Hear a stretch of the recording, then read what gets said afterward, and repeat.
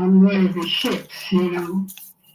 How did the work of Marcus Garvey influence your life? Oh, very much so. Oh, yes, because he taught me about the glories of Africa. I never went to sleep any more since then. Never. I did much study since then of my own. On the glories of Africa? Yes. You've made numerous trips to Africa. I understand that you recently attended the Women's Conference, the International Women's Conference. Yes. Tell us about that. Yes, that was very great. It was very widely attended with 8,000 women. Okay. Yes. During your travels, recent travels to Africa, you went to Ethiopia, I understand. Yes, I went to Ethiopia. Did you witness some of the famine? No, they didn't let us go there. We didn't see anything of the famine. You wouldn't even know they had a famine. They kept that from the people. I guess that sometimes, like, people visiting New York never get to see Harlem. That's right. That's right. They just show you the... That's right, the part they want you to see. That's right. You have land in upstate, Parksville, I believe it is. Yes. It's you have the Mount Addis Addis Ababa. Ababa. Okay. And you doing work on that? No. Well, we want to build there a college of African studies. We want to build a monument to the 100 million Africans who perished in the slave trade, and for those who died since. All the people who died in the struggle. 100 million died in the slave trade, yes. So that's our Holocaust. Yes, that's our Holocaust. Holocaust. All right, this institution that you want to build, the purpose of it will be to educate Black people? Yes, Oh, good day, family.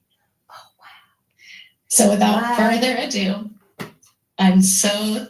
Oh, this is going to be good. I was trying to line some up, but I just finished watching that one that I had started. Oh, good day, family. It's so good to see you all. Yeah, I was trying to get together at the last minute. But it's so good to see everyone. I ain't even got my water and stuff. Let me go get me some water, some tea or something. Even if it's just regular water, just drop a tea bag in it.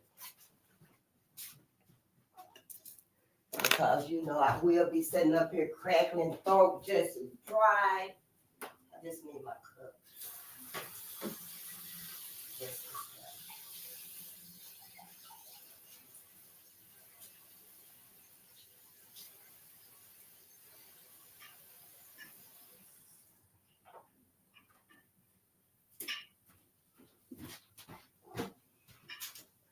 Yeah,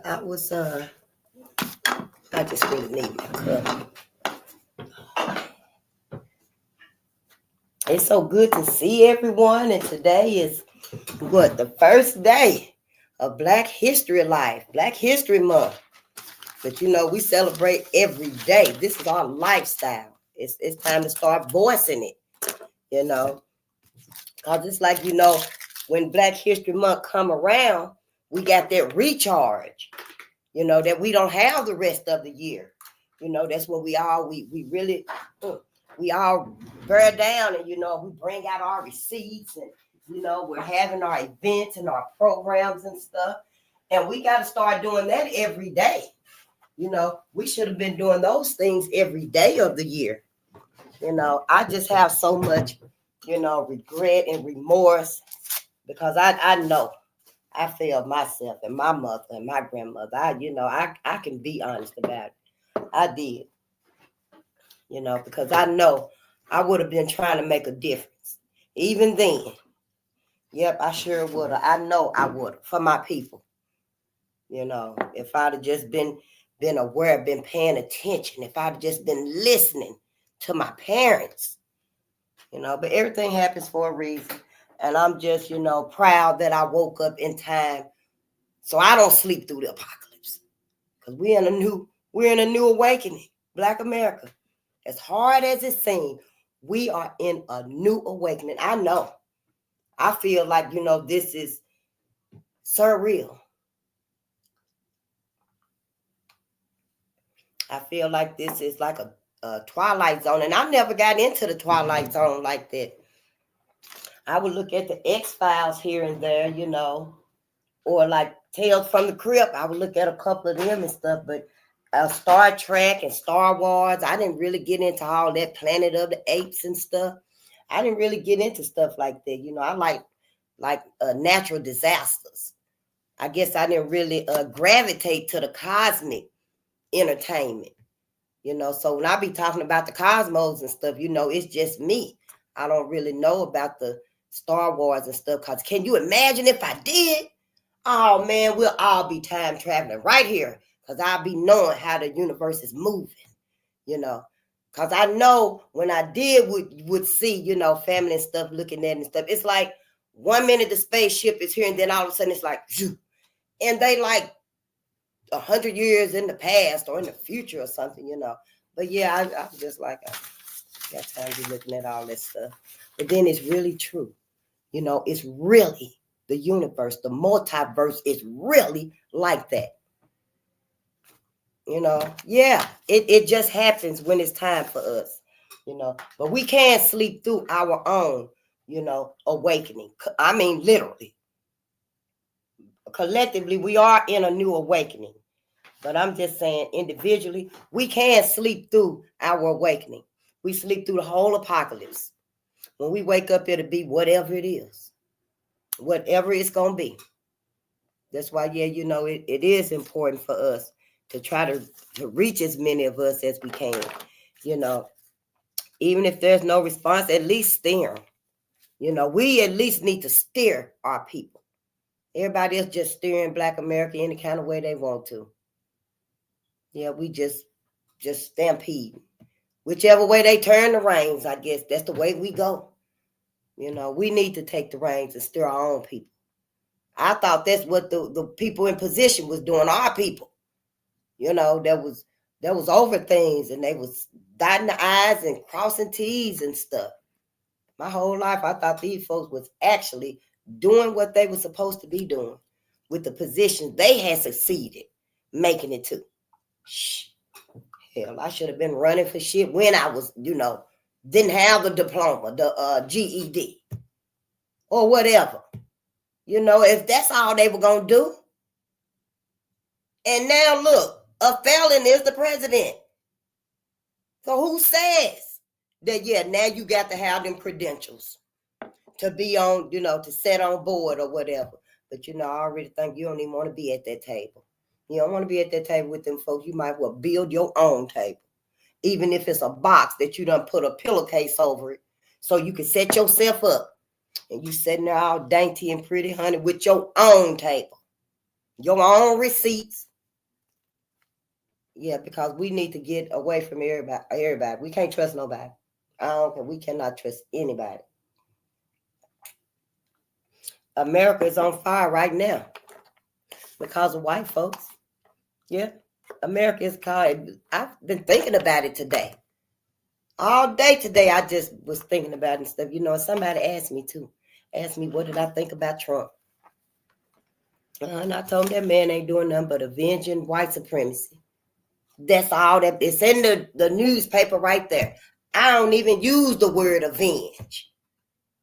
All these words ain't part of my vocabulary. But when you start reading and you start learning Black America, see, that's when your vocabulary kicks in for certain situations, opportunities, conversations. Yeah, I just had to tell it like it is. That's what it is. That's what he is, and that's what he doing. You ask me, I'm going to tell you what it is. And everybody, I told him everybody finna get some of this oppression right here. For the very fact that ain't nobody ever want to stand up for Black America. Everybody is okay as long as Black America is suffering. Hell, during George Floyd, I think it was, we had one white lady sitting, really, I'm not lying, y'all. You probably seen that video where the Police pulled that white lady over and she hollered, I thought you only shot black people. She was so scared and stuff. I think she pissed on herself. But then when he started talking to her and stuff, and she told him she was so terrified, and she said, I thought y'all only shot black people. Please don't shoot me. Don't kill me. And he was like, ma'am. Yeah, that's what they think. That's the mind programming. So see, to me, we not the ones that's crazy. Nah, we a fool and a damn dummy. But we ain't crazy. We ain't insane. And I hope y'all, us, me too, get in a position so we can get our loved ones that's vulnerable out here. Your son, that's your son. Your daughter, she my niece, true enough, and I'm going to get her. But she your mama. Can you get her first? Can you try first? If you can't, then you let your auntie, your sister, somebody, the uncle, go get your uncle. Now, don't go get her uncle, because you know they best buddies. Go get your uncle, her great uncle. Because, see, we got to reach those of ours that we can reach. We got to try. Y'all got to try. I do too. You know, we all do. We can't just sacrifice them like our successful ones trying to sacrifice us. You know, those that y'all put on a pedestal and stuff. They act like they don't know nothing either. Should have just stayed where you was at down here with us common folk. What did you sit there and do all that giving your all to reach that pinnacle of success, the financial freedom? If it ain't no good for you, you don't know nothing. You ain't even got no thoughts in your mind. Oh, my people might not like this. I know somebody is getting the information some kind of way. Even if you do live under a rock. Even if your family, you got family members and you all Face, I'm telling you, Face, she don't never look at the news. My auntie don't do nothing but sit in her house. She ain't even got a TV. But I bet you she getting downloads. I bet you she getting downloads from the cosmos. Because, see, she ain't even got a TV. She ain't got all that noise on her. She got that peace of mind for sure, you know. See, this man-made stuff really can't stop what's divinely ours. Sure, okay, honey, it cannot stop it. I even broke it down tonight, y'all, about the cosmos. Yeah, don't ask me. Do not come ask me talking about, where's that flyer I got? Somebody gave me a pamphlet. I might have threw it away. I said I'm going to keep it and show it to y'all too. Talking about heaven, going to heaven. I just seen it. It was there. I didn't, really get to talk about it and stuff, because you could have kept that and gave it to somebody else. I don't like to waste nobody nothing. Your time, your money, your pamphlet, your book, nothing. I'm going to let you know, no, this ain't for me. Yep. This is not the time for us, Black America, to be trying to appease nobody. Hell, if it ain't for us, it ain't for us. How you gonna tell me that that's mine? Yeah, you gotta take it. Here, take it. It's yours, Face. No, I don't want it. We gotta start standing up for ourselves and for our people. We got to. Who else gonna do it? Shit, right now we in between two times, 2025 and 1965. Ain't that fucked up? That's like unprecedented. That is like unprecedented. Then, y'all, what about the Gulf of America? Did y'all hear that shit? I just heard it when I turned on the TV. The Gulf of America. You see how anti-life this is? You see how insane we've been torturing ourselves? We've been doing this to ourselves, making ourselves go through this bullshit with white folks. They just so happy, peachy keen out there. Oh, now they slowly unraveling. Y'all, I'm telling y'all, I don't want to get into it, but I don't want to make light of it either. But yeah, white America's unraveling. Yep. As soon as they got to heat up that water on that stove or something to that effect, yeah, they're going to start rattling that bag. And so you know it, Black America, it is what it is. Hell, whatever your situation with them is, whether you just work together, I still I work. I don't have my own business and stuff, shit. Because I wasn't paying attention in life. I lost my focus, which is my people. But white America snap off again. And then all these other people here, you know how when a baby cry, the other babies cry too. Hell, when white America snap off, everybody finna snap off. And it just so happens everybody hate us. So who do you think is going to be the scapegoat? That's why we got to come together. We got to watch each other's back. We got to start preparing. I know I keep saying this stuff, honey, and I'm trying my best. I'm working on it. Yes, to put something together. I don't care if I be eating nothing but stir fry and fasting. That's what it'll be, stir fry and fasting. And then it's easy to have your garden like just lettuce. You make your salad. You ain't even gotta have dressing on it. Just sit your ass there and eat cabbage, romaine lettuce, mixed greens, whatever you growing in that corner. I can do it, honey. Face can do it. Do you hear me? Shh. Everybody else going around, I don't want that. Well, shit, your ass better drink some water then. You better drink some water. And I was thinking about it might get so bad because, our brother, he made that atmospheric water machine. It's a water pressure. He draw water out the atmosphere. Yep, he was a Texas Ranger. His name is Moses. I think his name is Moses West. But Emmett Till's uncle's name is Moses too. But I think his name was Moses. All you got to do is put in Moses, atmospheric water pressure machine, whatever. But yeah. And then our brother Julian Brown. Y'all, our brother took plastic. And honey, he make plastiline. He make gas. Well, I said I was going to watch the noise level. He make gas out of plastic. His name is Julian Brown. Him and Moses is working together. Yep, him and Moses is working together. Moses got that water machine that draw water out of the atmosphere. Because water evaporates and go back up to the clouds and stuff. Well, his machine is so precise. It can just draw the water out the atmosphere. Yep, he donated some of his machines to places that didn't have water, like Flint. He sent his machine to Flint. Yep, he had one built for Flint, Michigan. Then somebody vandalized it. Sure did, honey. Somebody vandalized his machine. And he said that it wasn't the neighborhood, the community. Because see, check this out. The damage that they did, it was sophisticated. He said all the damage that they did, only I could have fixed it. It was that type of vandalism. He said, just ain't no ordinary person gonna come up here and do this and this, because it actually changed the water, the molecular or whatever what have you. But he knew that now this wasn't my people that did this.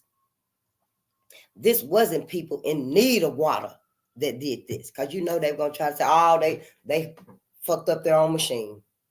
They messed up. They sabotaged their only means to get clean water. But it wasn't the people, honey. And he knew it. And I believe him. I sure do. But it's so good to see y'all and stuff, yeah. Well, hello there, my family.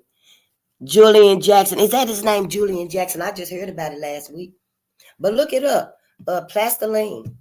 Yeah, I sure thought it was Brown. I thought it was Julian Brown. Maybe that's somebody else. Yeah. I know this is so wonderful.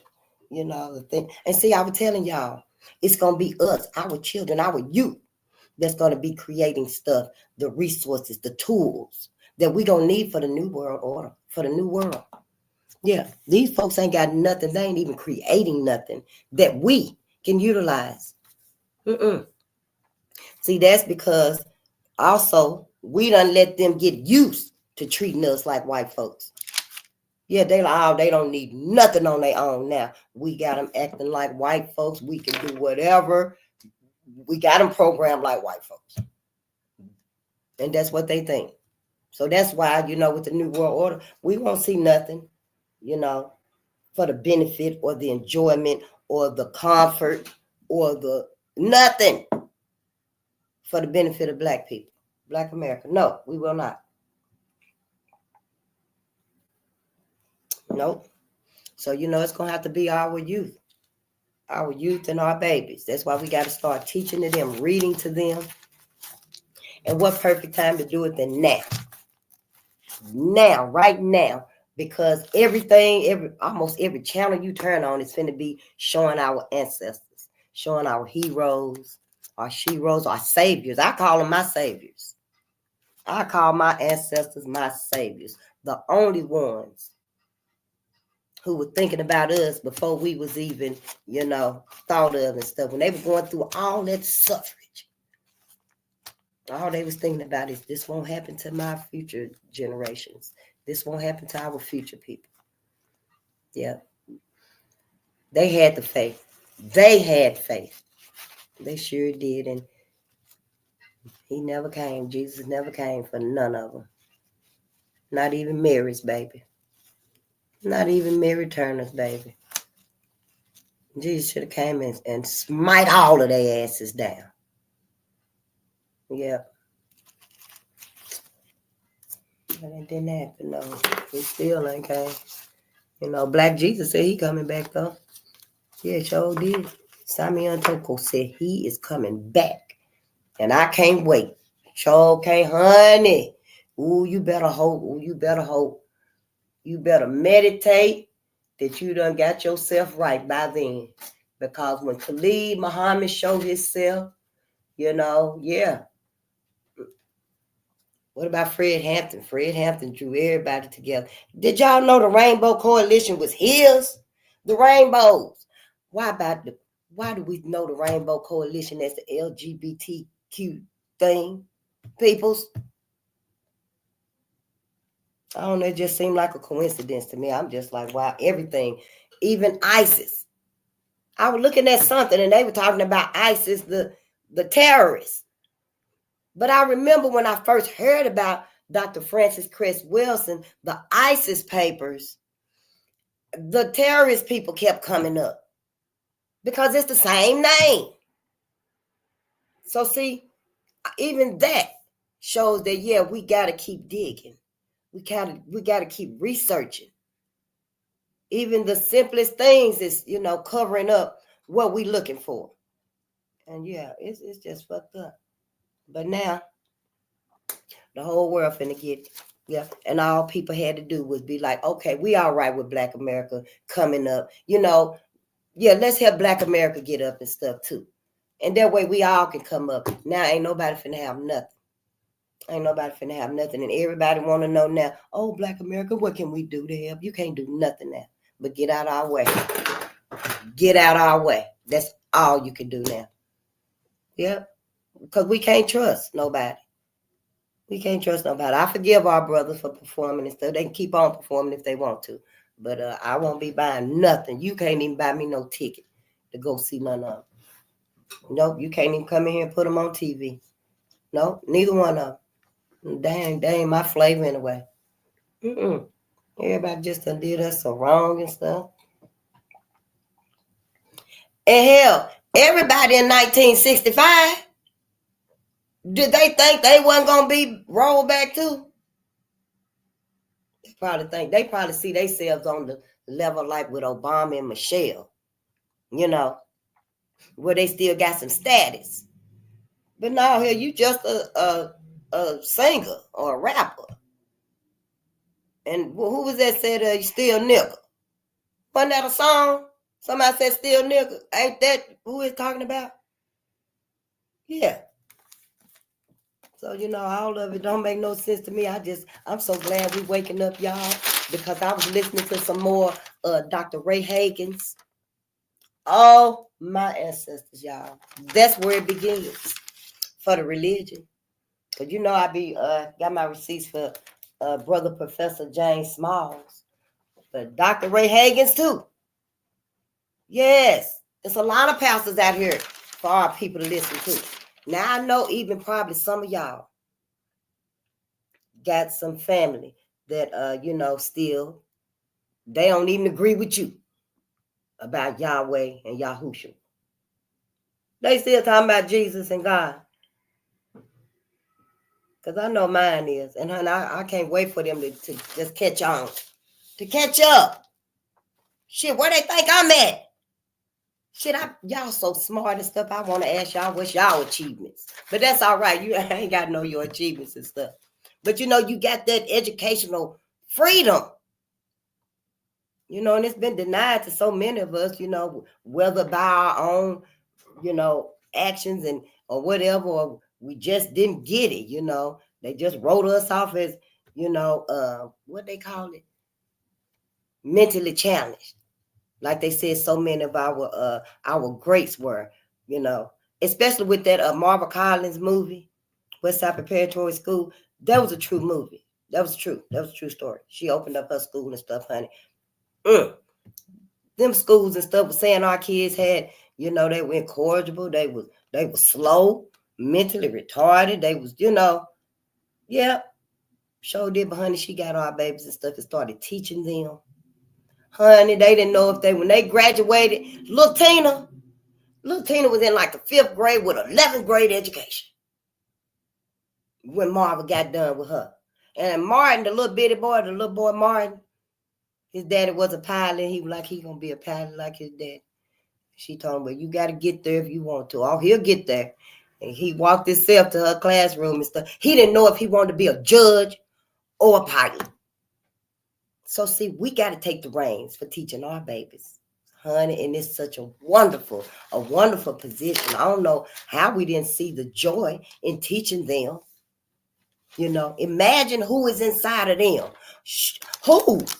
Who they going to become. Who is inside of them waiting to come out. These little minds we got. These little brilliant minds. Our brother making gasoline out of plastic.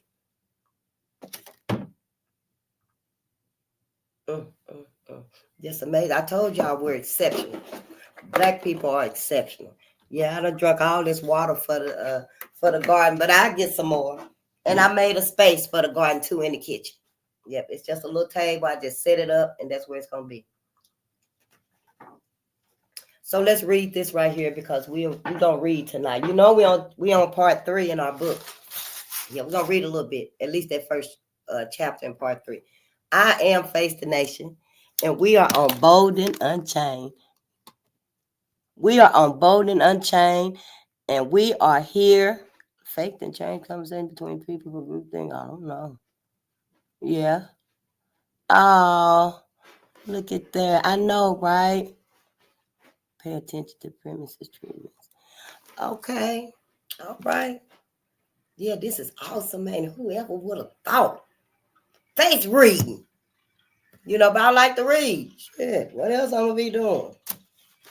Yeah.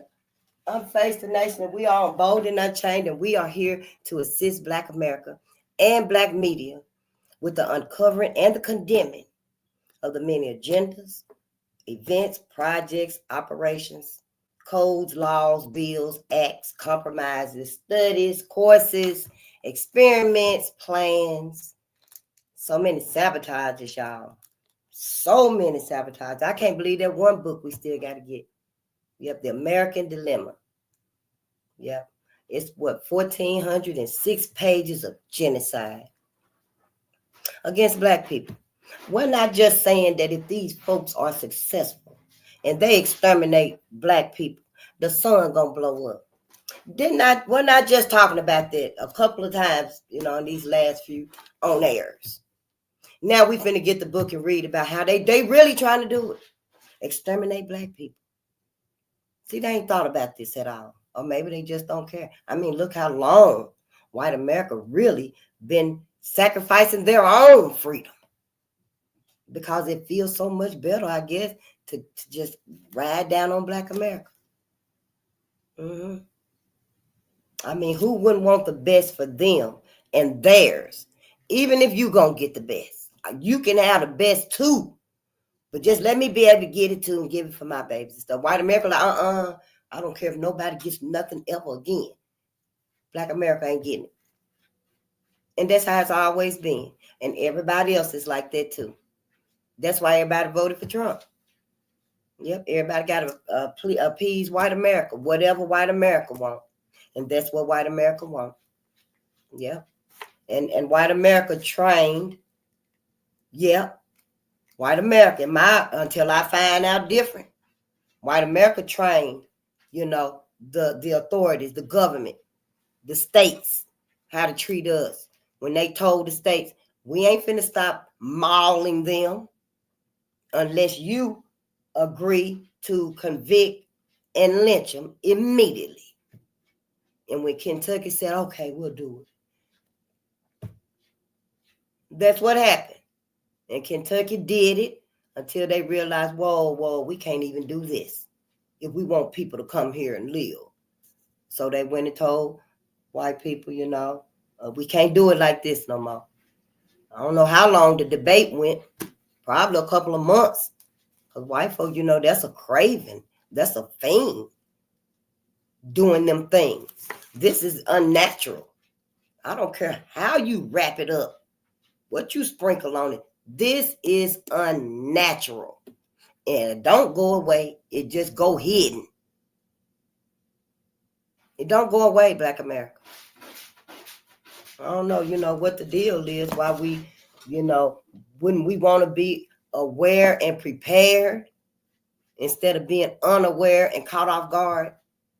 I mean, regarding this, I'm not talking about something else. We talking about racial violence in here. We exposing racial violence. White America against Black America. Everybody else that's here, they pawns too. They just pawns. Yeah, that's why they ass got to go. Trying to be like white America. Yeah, we're going to be like white America. Yeah, that's why. So be like white America. If I had my way, if I was racist and had any kind of power, and it'd take them with you. Take white folks, drop them back off on your way. Because they were the first immigrants. I don't see how this whole thing just done rolled and got so big and humongous. And just skipped all over white America. It's kind of like they just closed it up. And it just kept folding up till it got so small, so small. What was that cartoon? And then they ate it. That's how white America's insanity has just been hidden, ignored, covered up, replaced, That's how it is to me. As soon as everybody else realize it and just go on and say what it is, then maybe everybody can start working on themselves. They can start working on racial, they sickness. We working on ours. I know it don't look like it the way our masses are out here. But all that'll come together. We just got to keep doing what we're doing and stuff. And we looking through a spiritual lens. I'm not religious. Nope, I don't think I ever been religious. Even when I tried to be Baptist, I thought we were Baptist my whole youth and young life and stuff. Honey, we were Methodists. And who is that? Who is Methodist? I thought we were Baptist. But then I became Pentecostal and, a couple of the other, I don't know what to even call them. But then, it just didn't, none of it even resonate with me anyway. So I'm just not nothing, I'm just not nothing with nobody. But yeah, he was just really confusing to me and stuff. But I've been listening to Dr. Ray Hagins. Yep. And Farrakhan. Farrakhan been saying it too, that the black man is God. We are God. They put it differently than I do. But yeah, we just got to start opening our minds up and stuff. Listen to what he said. Well, let me get this out the way because I wrote down some more stuff that he said too, Dr. Ray Hagins. And then, we got our receipts for Brother Professor James Small. We looking through a spiritual lens of loyalty to see who we loyal to. Black America, we got to find out who we loyal to. We need to find out where our loyalty stands at. We can't be for everybody. That's why we falling for everything. That's why we falling for everything on TV, on the radio, in the streets, everything that pop up. We falling for it. Head first, everything. Because we don't know who we faithful to. We don't know where our loyalty belongs. And that's because of white America. White America did this. I'm trying to find out where this self-hate come from. I am sincerely trying to find out what happened to us. We weren't always like this.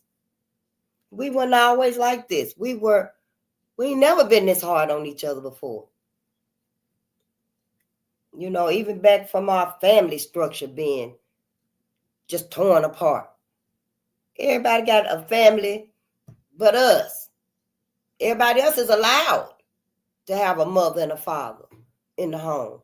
But it's like with us, it's a stigma. It's a taboo. You know, and the white woman act like she wants the black man, like she love him so much, when her motherfucking ass is the reason why. Anytime you say a white woman was hurt, assaulted, you just lied. You know, white men, that was the reason. That was the reason. Because the white man feel like, hell, if anybody gonna do her like that, it's me. You know, I guess. It seemed to me like it, honey. And then there was a sister talking about the same thing. That's what she said, matter of fact. She said the white woman is the reason why the white man be riding down on the black man and the black people. Yep, she sure did. She said so he don't ride down on her, on the white woman. Yep. And he sure did. Well, I don't doubt it. I don't doubt none of it, because all of it seems suspect to me. I'm not racist and I'm not prejudiced, honey. I'm suspicious. And I got every right to be. I do. Anything you don't agree with here, honey, we want you to leave. Me and all my ancestors. We want you to leave. They said that they'll get it to you another way. They'll get you the message another way. You ain't got to use me. We look at through a spiritual lens of resilience. Honey, our people survived this. Our people survived this. White folks done did everything unimaginable you could even think of. Some stuff can't even be uttered. Some stuff can't even be uttered. What they done did to our people. Oh yeah, it's time to tell it now. Everybody been telling it. Everybody been telling it. I'm just so thankful and grateful to my ancestors that, yeah, I'm not going to ignore it. I'm not going to ignore it. I'm glad. I'm thankful to them, you know, for waking me up. I don't know who pushed me out the bed to get your ass up, face. Shit, we got some work for you to do. Like they did all of us. I'm thankful. I don't want to be shit around these motherfuckers hell, and that's what they really thinking. That's what this is leading up to. Can't we see all of this chaos? Who is it going to affect? All of this chaos, we know how to handle hard times. Who don't know how to handle hard times? White folks. White folks can't handle nothing. And it's going to get very, very hard. They already upset because how am I going to live on $112,000 a year? It's going to get real crucial. We got to just wake up and just start looking out for us. Yep, it ain't finna be no cakewalk, that's for sure. And white folks gonna make it seem like, oh yeah, we'll help you. Come on over here. But we need to do this for us and our people. You know, it's okay to, you already got your family and your structures and stuff like that. But don't forsake your people. Don't forsake your people.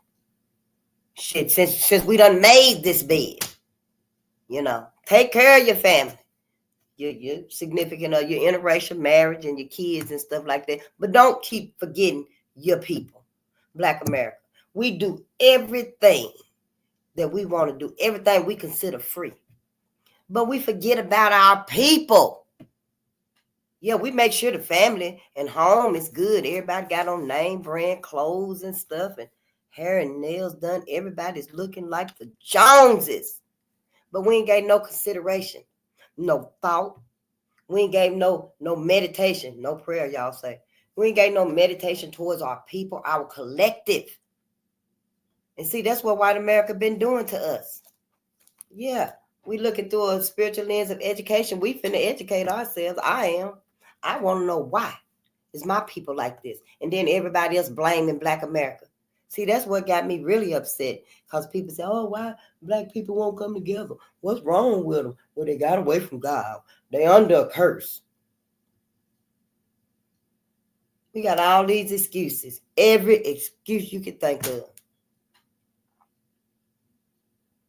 And it all goes right back to self-hate, dedicated ignorance. Where does that come from? What is that? We know what self-hate is. Dedicated ignorance is the politically correct. That's the terminology for self-hate. Yep. Dedicated ignorance. So I will be using one or the other or even both. And let me read to you what dedicated ignorance is. And it was coined by Dr. Ray Hagins, and he's a psychologist and a pastor. And he found out they were lying too. He found out religion wasn't nothing but a motherfucker. I'm sorry. Yeah, I really don't be meaning to cuss and stuff, but yeah, I do cuss. But he found out religion was a lie. It was a lie. They've been telling it to us wrong then. Y'all been hearing it wrong. Y'all been taking it in wrong. And he said that he said committed to self-defeating dogma.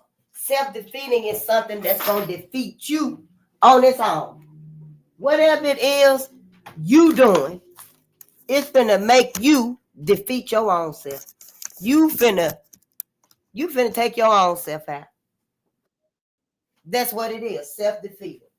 Anything that causes you to turn against yourself, anything that causes you to do something that is detrimental to you, your safety, your well-being, your sanity, is self-defeating.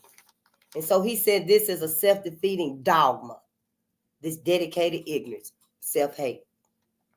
And he said we must start the process of undoing or reversing. We, Black people, he ain't talking about white folks, they can have religion. White folks can have religion. It means different for them than it do for us. And he said that we must start the process of undoing or reversing the ideas and concepts that have been programmed into the minds of our people. The minds of our people. See, our mindset has got to change. Our mindset got to change. He said in the minds of our people by the religious statements. Religious statements, y'all. It ain't nothing but a crutch. And the church doctrines that have caused them, Black people, to adopt a belief system that has resulted in their loss of contact with what is real, factual, historical, and spiritual. Religion done blocked all of that. Religion done numbed the connection for all of that because of your religion. Your religion, it ain't teaching you and encouraging you and prompting you to go hug a tree. No, religion is just prompting you and us Black people to just stay programmed. See, to go hug a tree, that's the life of the tree reaching out to the life of you. Remember that 400 minerals and elements that's in the economy, in the cosmology and the ecology? The tree is living. It's part of the ecology too. So when you get the need to hug a tree, then that's the minerals and the elements from the ecology in the tree that's calling to you. Religion ain't got that potency. You may have it, but religion will break that out of you because religion don't have it. Religion is a programming. He just said it. Yeah, that's what he said. And then I took some more notes on it. He said the minds of our masses is still limited by what Eurocentric historiographers have placed within it. Our minds is still stuck on what they done placed in it. Ain't no telling what all they was saying to us and doing to us during them 100 years of them masks being on our ancestors' faces and stuff. You know, the programming went so deep. I can't even imagine, you know. And they kept their minds intact. I wonder, where did they go mentally during some of that? I know. I know. I don't think I could have just not went insane, you know, like our ancestors did. They didn't go insane. I think I would have just went insane. I can't even imagine. It's like, you know, just being hunted down by wolves and stuff, to literally be looking the devil, Satan, in his face. All of them. All 10,000 of them. And you imagine then, you know, at night folks and stuff, white folks' eyes be red and shit. Don't play with me about what was done to my ancestors. The good, the bad, and the ugly. What was that? They #1 box hit movie or some shit? What about the savage and the ravenousness? We just gonna overlook all that there. Oh, we gonna see the good, the bad, and the ugly. Honey, this got to be called out. Yes, honey. If black people don't know that our ancestors is literally ready to slap the hell out of us to wake our asses up. To wake our asses up and look at what's happening to us. They probably saying, oh, shit, what did we do all of that for? They ass finna end up right back in 1865, 1700s. Yeah. Just gonna let them folk roll us right on back and stuff. Oh, but religion is the crutch. Religion ain't the answer. No, honey. Let's read. So the minds of our masses, I said the masses, the mind of our people is still limited by what Eurocentric historiographers have placed within it. So we compulsively, instinctively, find a label within the parameters of their historiography to satisfy our need for identification. See, we can't identify ourselves. We don't know who we are. We can't identify ourselves unless it's within that little circle that white America will let us identify ourselves. So we just automatically do it. We just, inside of that little circle, we keep finding stuff to identify ourselves with, you know, that it satisfy us, and white folks is okay with it. But it's so much more, you know. It's a mental thing. It's a psychological thing. Yeah, they fucked up. Shit, I don't know how else to say it. Shit, they ass is crazy. White folks is insane. I don't know how to be politically correct and let us know. I'm trying to be as gentle and nice as I can put it. But hell, this the end game. This is the end game. I mean, you know, I don't know. But anyway, let's read this right here because it's already out there. I just wrote it down. Shit, if I'm being politically correct, at least I said it. I'm going to be politically incorrect. And so we compulsively find a label within the parameters of their historiography to satisfy our need for identification. And you know, they okay with it. They ain't got no problem with it. It's when we start thinking for ourselves and we find our identity that's not within, you see, that perimeter that they allow. Oh, that's when shit finna hit the fan and stuff. Compulsive behavior is kind of like movies, video games, religion, you know, school curriculums. Remember how I was saying we watch TV and just put on Andy Griffin, the Waltons, and Green Acres and shit? It's a compulsive thing. It was programmed into us. That's why we do it. That's why we got to tell each other, turn that damn shit off. Why you got that baby listening to big head baby boss again? You know, we got to help each other. We can't let each other go back on the plantation because they scared to leave the plantation. That's what it was.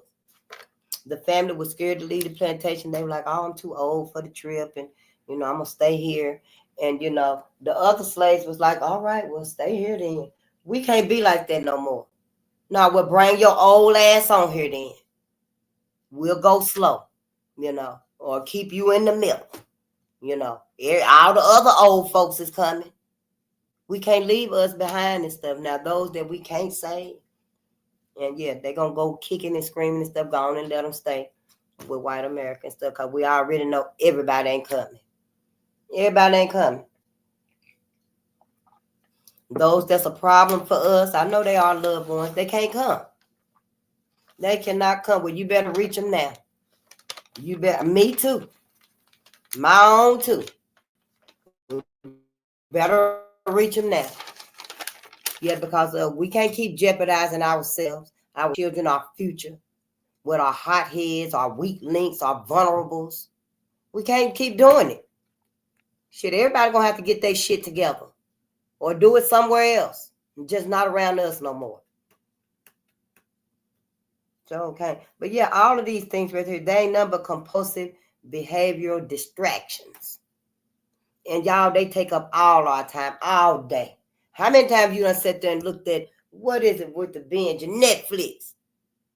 And they got so many episodes. Hell, after the first episode, the first few, like that movie with the zoo, the Netflix zoo, that movie, the zoo about the animals, when they started thinking for themselves and stuff. I got tired of it after the animal part, and it really got into the scientific part. How did they start doing it and stuff like that? I was done with it. I just really need the gist of the message. Yeah. Because I was like, damn, shit, I've been looking at this shit for like 8 hours straight on a day off. Shit, I could have went outside. I could have, did some other shit. I could have took a nap. I could have did other things, but it's TV. And it's meant to keep our attention like that. That's why we got to use it where it benefit us. All this technology and stuff. It's just, it's a compulsive behavior. And we got to break it. We got to let our families know. Girl, you need to turn that shit off, sis. Ain't you done seen this shit 3 times this week? Because some of it, we know it by heart. One of my favorite movies is, what is it? The one where the Los Angeles erupted with the volcano. Hell, that's the name of the movie. Volcano. And what's the brother name and stuff? He was in Rwanda. Yeah, that's one of my favorite movies. Oh, honey, I about know every word and every scene. I ain't seen it in a long time, probably like 2 years and stuff. But yeah, that's one of my, I know it. I know the whole movie. The movie Twister too, with the tornadoes. Honey, some of them movies and stuff, I can tell. I'll be sitting there saying the script while it's playing and stuff. You be like, damn face, can we at least listen to the movie and stuff? Because that's how we get into it and stuff. Imagine if we put all that talent, that memory, all of that genius, intellect into studying. Imagine what we could do, what we are going to do. We going to save Black America. We at least going to let Black America know what the problem is. Who is the problem? Who is the problem? We ain't finna go another 2 years, 10 years, 20 years, if we even got that long. Still thinking that we got friends out here, because don't nobody really want to say who the problem is. Yeah, and to me, it's looking like the problem is white America, white women and white men. That's the only way I've been saying it. It ain't like I'm just now telling y'all who I think the root of this problem is. This self-hate, this dedicated ignorance that we keep ourselves in. I mean, we can't even think about nothing. Can we at least consider any other truth, idea, thought, belief, option, loophole, whatever, other than what white America gave us? That's what I just be thinking about and stuff. But let's read this right here. He said that You know your compulsive behaviors like the movies, video games, religion, school curriculums. And they like, who wrote it? White folks. You know white folks wrote it. White folks printed it out. White folks, them papyruses that white folks found, they took it, interpreted it what they wanted it to say. Hell, y'all don't know. Don't nobody know what the original one was but white folks that printed it. Whoever they had printed it. Nicaea, Council of Nicaea, somebody. Way back in them times and stuff. You know, so yeah, I feel like the way I see the manifestation of the black woman, the black race, honey, is just as valid as they shit is. It sure will. It's just as valid as what white folks say with they insane ass. They the ones insane. I'm not insane. I just been a fool and a dummy. No, I just been a fool. I ain't no dummy now. If I hadn't woke up, I would have been a fool and a dummy. But I woke my ass up. I don't care what nobody say. Yeah, I woke up, and I'll tell white folks too. Let them keep asking me. Everybody that keep asking me, I'm going to tell them the truth because I'm not going to lie to them either. And they can take it however they want to take it because, hell, they ain't no big part of my life anyway. Hell, I ain't got to do nothing but work with your asses. That's it. That's it. I ain't got to associate with you. You ain't a part of my life. I ain't got to cook for you, feed you. You ain't got to cook for me, nothing. We work together. That's it, and that's all. You won't ever set foot inside my house, and you best believe I won't set foot inside of yours. So, yeah, I got my personal freedom to say what I need to say about my people. And when I mentioned John Hartfield, when I mentioned Jeff Brown, Jesse Thornton, Mary Booth, Mary Turner, yeah, ain't nothing nobody can say. Shut your motherfucking mouth and get the hell out of face. How about that? How about that? Take your Jesus and your God, your man in the sky and stuff that never came for nobody because white America got my people calling on a cat. Honey, we need a dog. And ain't it something that in the cosmos, there's the constellation of Canis Major. Canis Major, which is the dog is the canine, right?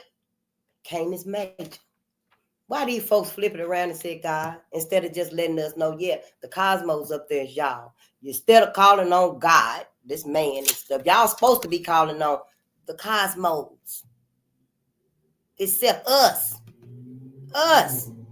the black man and the black woman. Each other. So we calling on each other. You know, our ancestors that's in the cosmos now. Everybody's there. The afterlife. It all connects together. It ain't no loose ends. I know. Yeah. In the definition, y'all check this out. Dr. Ray Hagins. And don't forget, he's a psychologist, honey. He's the scholar. I'm just a dropout. I got my GED though. That lying motherfucking shit. For what? Yeah, that's another on air. Because all their ass need to be told off. If you can ask me if they even still alive. But I digress. But look at this right here. In the definition of its true purpose, what it was really made for. That's what it stands for. True purpose means what it was really made for, what it was really created for. Check this out. In the definition of its true purpose, religion may be defined as a cultural, psycho-philosophical vehicle of spiritual and intellectual enslavement, which has as its end, as the end goal, the cultural and racial superiority of the people who created it. Religion gonna make you think that they are superior. Religion gonna make them high up here. See, that's number one. Number two is the end game of religion is the paralysis of analysis, where you analyze things, you critically think, you just create the different. It could happen this way, and this way. That's when you're critically thinking. When you sit and think about something. Well, what if it happened this way? What if it happened that way? I could do this. I could do that. You start brainstorming. Well, the paralysis of analysis by those who believe in it. See, you are paralyzed from analyzing any and all situations. Yeah.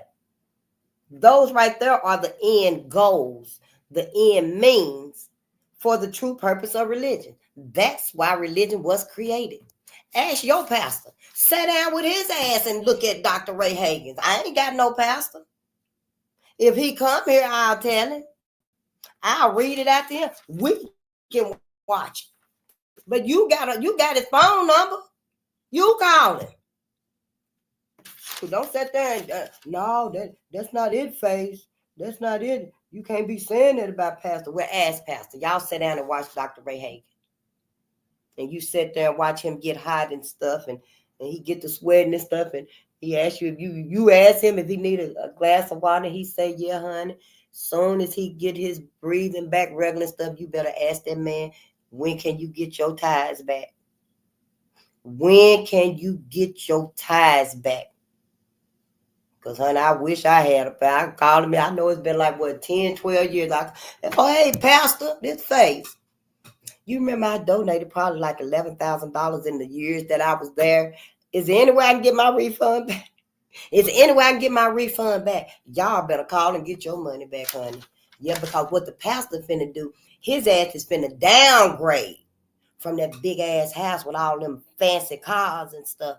Him and his family just finna downsize. They finna downgrade to something modest, a little bit more affordable, but it's still finna be more upgraded than yours.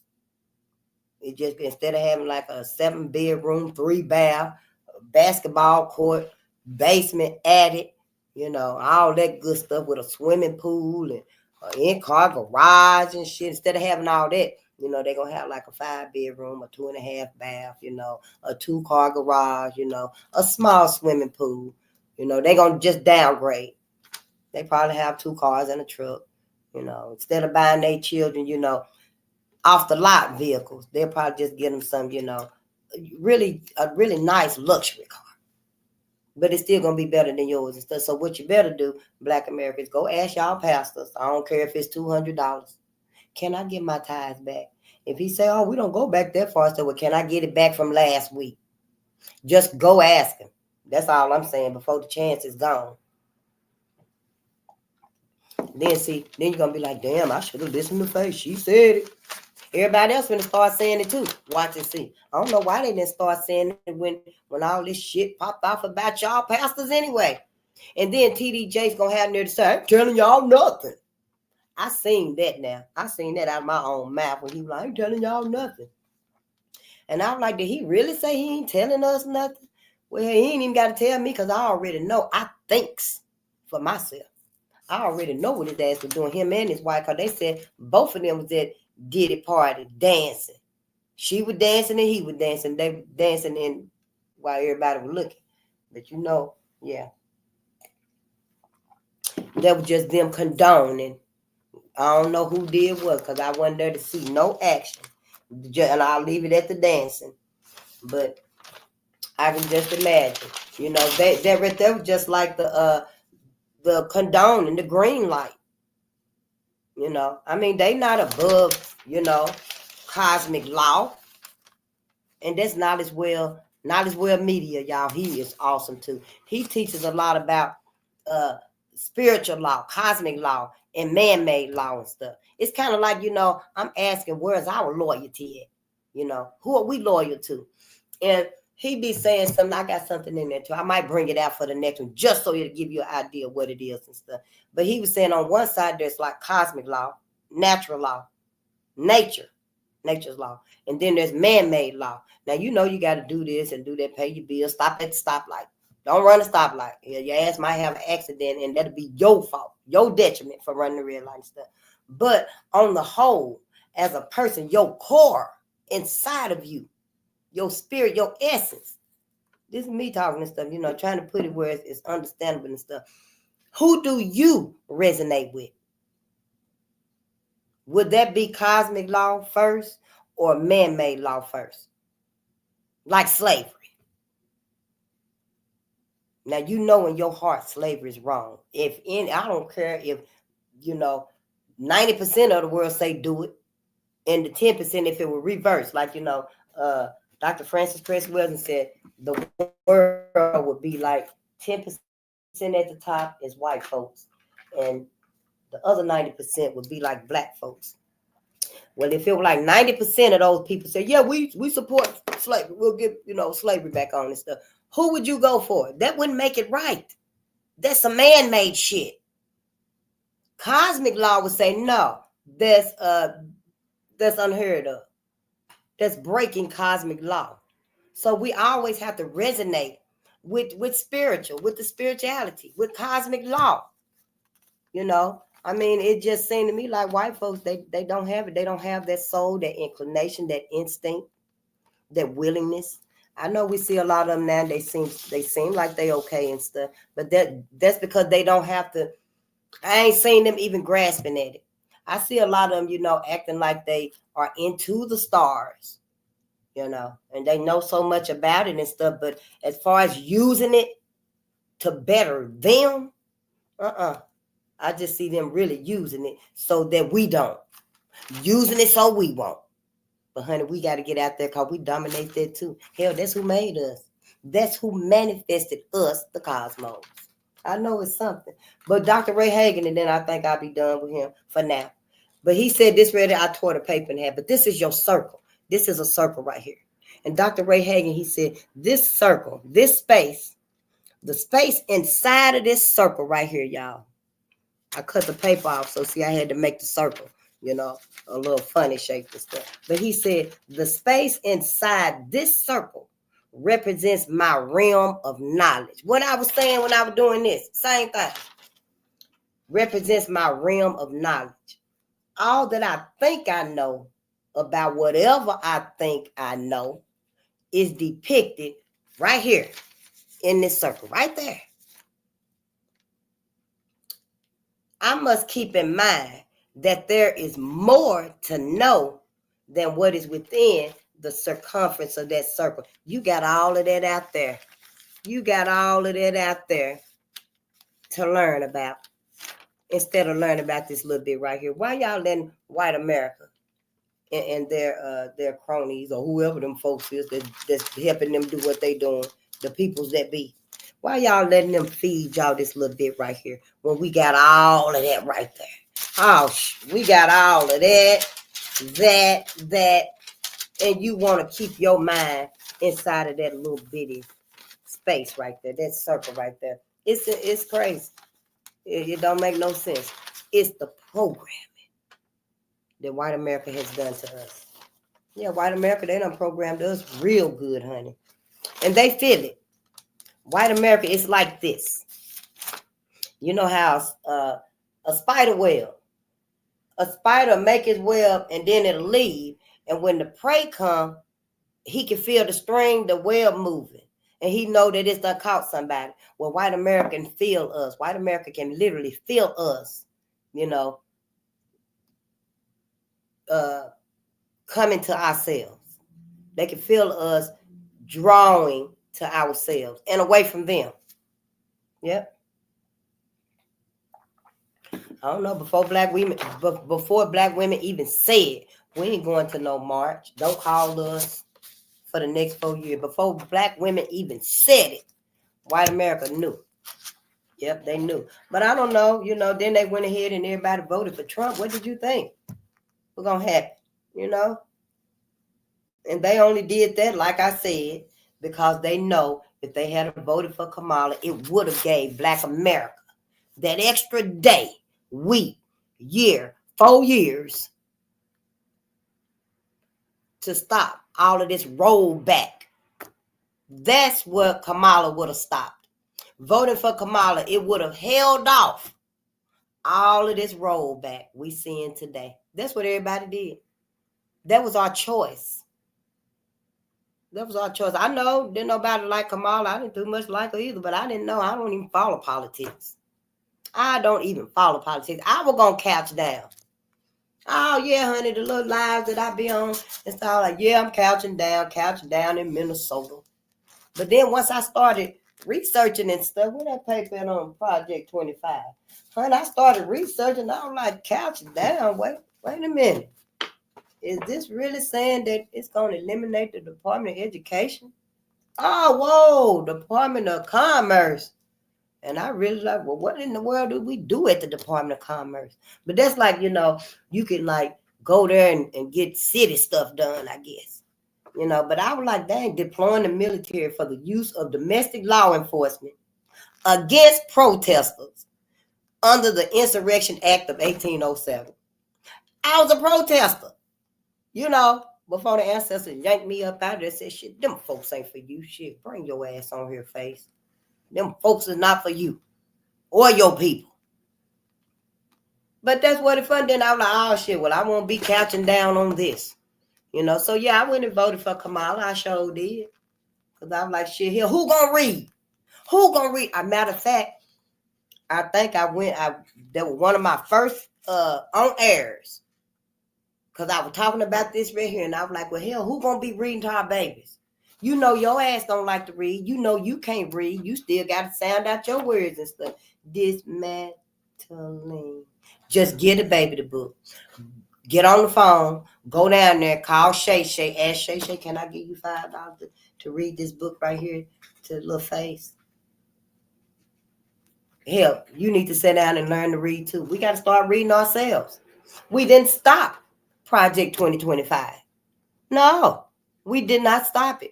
We did not take the choice. Who was that said it's going to be by choice or force? Did somebody say? Malcolm X said by any means necessary. By any means necessary. I think I don't want to say it's going to be by force or choice. Choice or force. Somebody said it. But whoever said it, they were right. We didn't take the choice, which was Kamala. All we would have had to do with Kamala was, because Kamala is for the transhumanism, the chips and stuff. It's all about, the New World Order. Don't get it twisted. Hell, it's all about the New World Order. The end game is to get Black America back by any means necessary. They don't even know what they really want to do with you because they can't enslave you like it was before. It's going to be a whole new enslavement, I imagine. But, all of it was going to be, it's orchestrated like that. All of it's going to intertwine and be with the New World Order. But Kamala's is mainly like, transhumanism, putting the chips in you and stuff. They're going to put the little chip in your arm and in your hand and your back, and stuff like that. But we could have been like, no, get your damn hands off of me. We could have came up with our own, reasons for hell no. We ain't finna take no damn chip in our body. I guess you would say that was the mark of the beast. That was her angle, the mark of the beast. Now, Trump's angle is Project 2025. And both of them, I'm looking for the receipt on that because both of them are going to interlap. His plan and her plan, they both interlap like this. They both interlap like that. One circle is Project 2025, and the other circle is Kamala, Agenda 21. We'll say that's Agenda 21, and that's Project 2025, where they both interlap in the middle, right there, which is New World Order. New World Order. So they both interlap right there for the New World Order.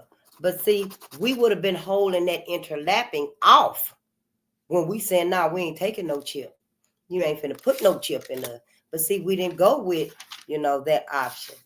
We went with, hell, just take everything from our ass. Take it. Take it all. We went with that bullshit.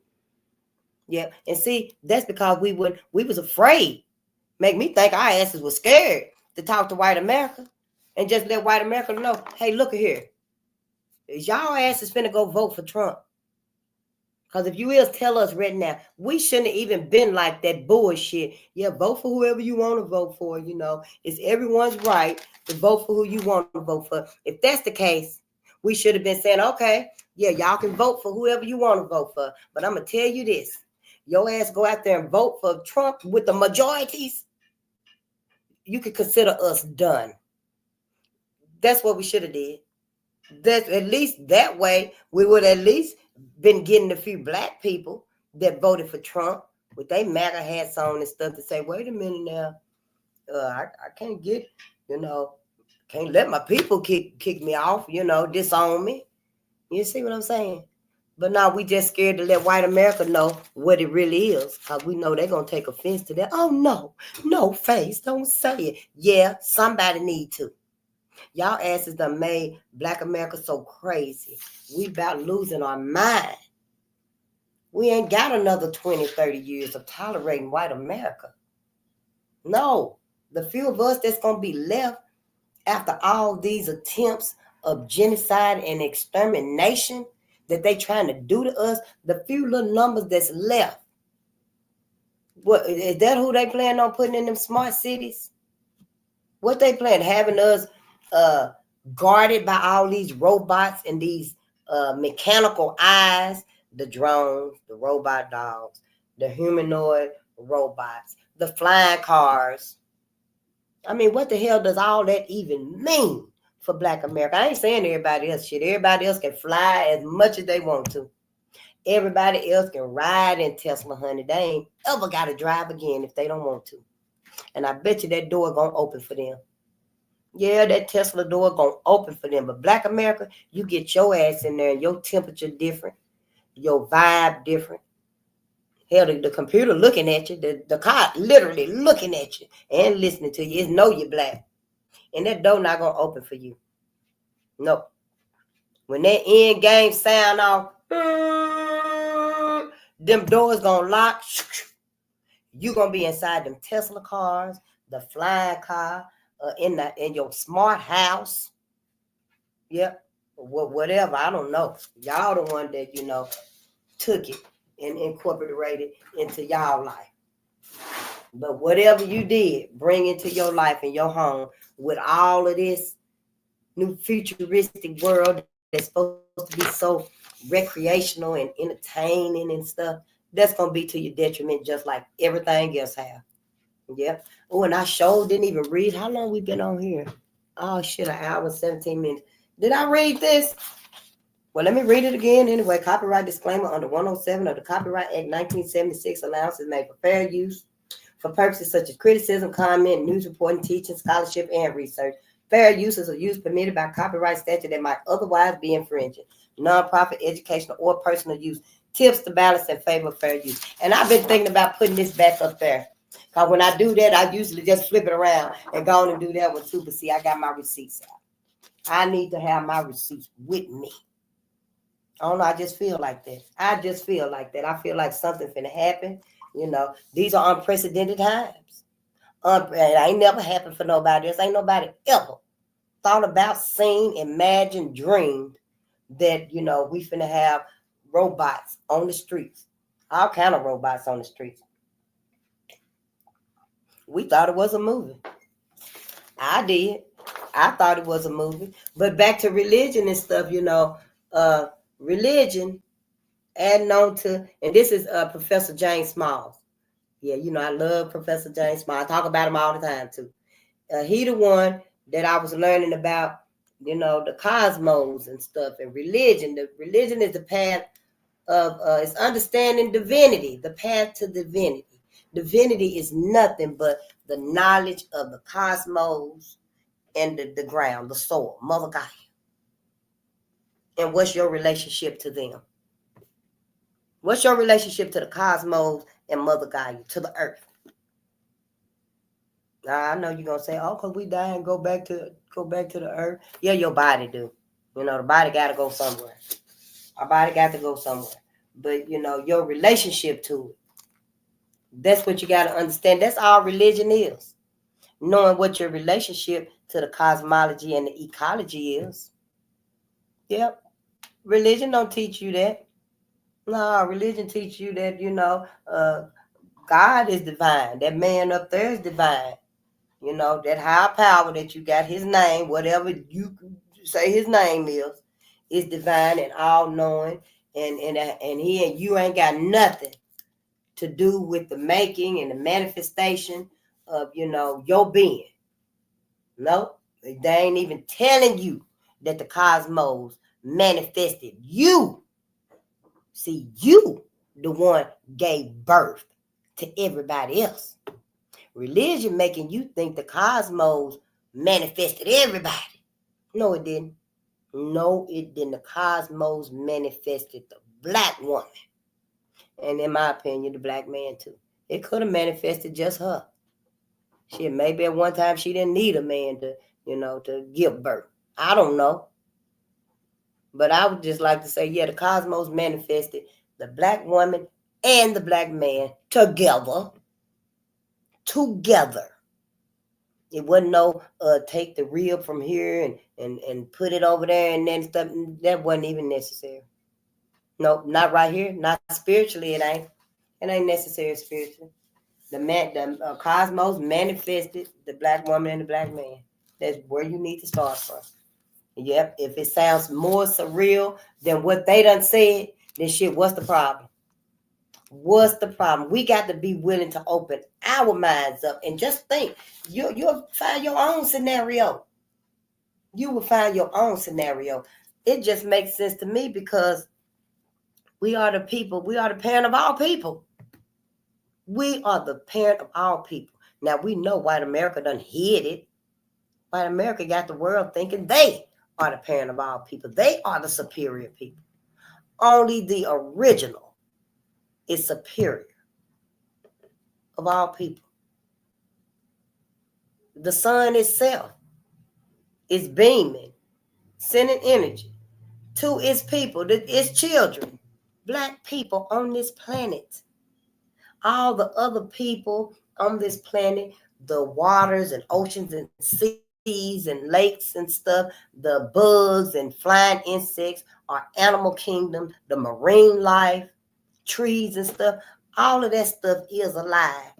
And it gets energy from the sun too. However, it don't get enough energy from the sun to replace us. If they ever succeed in exterminate Black America or get our numbers down so small that we can't accept that energy from the sun, the energy going back to the sun, and the sun finna blow up. That's what's gonna happen. And that is gonna be the end of planet Earth. That's gonna be the end of planet Earth. I don't know. Yeah. I hope y'all been learning. How come y'all never knew about Buddha and Krishna and Romulus and Dionysus and Heracles? What was his name? He was a Hercules or something like that. But I don't know if that's him. Or Horus, Zarathustra. These right here are Christ-like deities too. Christ-like historical figures. And I love Simeon Toko, Black Jesus.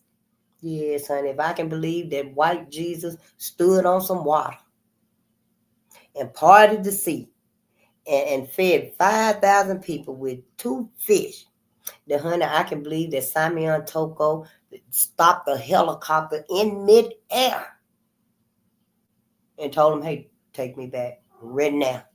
I can believe that. If I can believe that bullshit white America had me thinking. Yeah. Shit, my mind ain't that closed off. I don't love their ass that much. I don't trust their asses that much to just give them every thought that could be my own. Shit. It must be another sister, because it ain't this one. Sure ain't, honey. And then I had some of the 12 disciples are also the 12 constellations with Jesus as the sun. And that's what I was saying. It makes sense to me that the sun in the sky be walking on water. Since I first heard it, it resonates that the sun in the sky is literally walking on water. You could put it in a cup or a bowl and just set it right there on the windowsill and just look at that bowl of water, and the sun will be just going back and forth like that on the water. Especially if you tap the bowl and it get a little movement to it, then you can see the sun just walking across, walking on water. Why the hell don't we get it? Well, dedicated ignorance. That dedicated ignorance. And it's taken us our whole life. It's stolen our whole lives from us and replaced it with religion. I know. I don't know how you're gonna resonate with it and stuff. If this is not resonating and it's irritating you, then maybe you need to do some soul searching yourself. Yep. And I'll tell you how I dealt with it. Cause I didn't go to church or read the Bible or nothing like that. But I know that we were taught. You don't question God. You do not question God. That's blasphemy. You don't blaspheme and stuff. You don't curse God out and stuff. When I do say damn, I'm talking about DAM. Yeah, like, you can't have faith and worry at the same damn time. DAM, a blockage. But yeah. But it's real complex for us. It just hit different for us. We got to be willing to open our minds up, at least question everything that we've learned from white America. I know we don't want to. I know they've been our friends. We thought they was our friends. And we thought that, they had our best interests in mind. Here, they willing to hurt themselves. Shit, before they help us. Shit. I'm wondering here, if they do give us reparations, what? Is it going to be the massacre the next day? The purge going to be the next day or something? Yeah. I'm suspicious. I'm not prejudiced and I'm not racist either, honey. I'm suspicious of they motherfucking ass. I sure am. And black people, we ought to be. We ought to be. We need to be. Oh, do I want to see that? Do we want to see that at 6 hours? Oh, this is it right here. Is this it? Yes. This is sister that was saying the same thing I was saying. A HELOC isn't the only way to tap into your home's equity. The home equity investment. She was saying the same thing I was saying about white America. They motherfucking asses is crazy. They insane. I know folks ain't gonna want to hear it. That's all right. They ain't got to.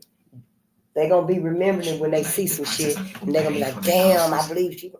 Pastor spoke so much.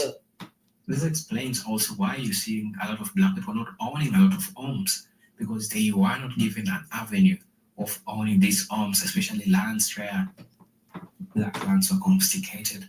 Right? Look at those policies that these people are. Oh, wait a minute. Because I was looking at it earlier. Let me rewind it and stuff so y'all can hear sister.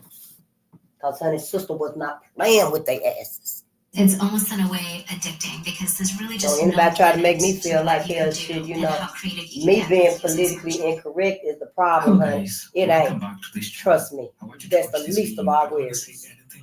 Until the end of the video, and then we'll have a discussion about it.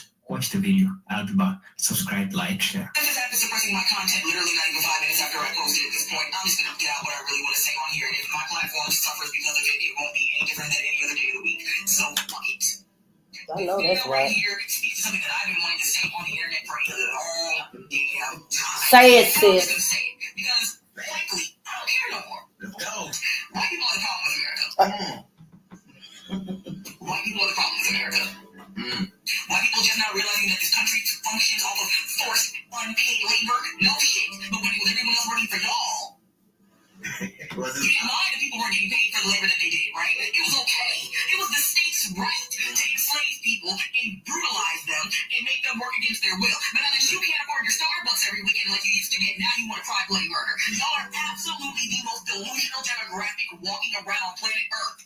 Y'all are really out here. Planet Earth. You always get so surprised when you see it. Oh my God, why are people acting like that? I don't understand. They're burning ballot boxes. They're attacking elderly people at the polls with machetes. Like, why would it be? Because y'all are like this. These are your children out here with machetes attacking elderly people voting.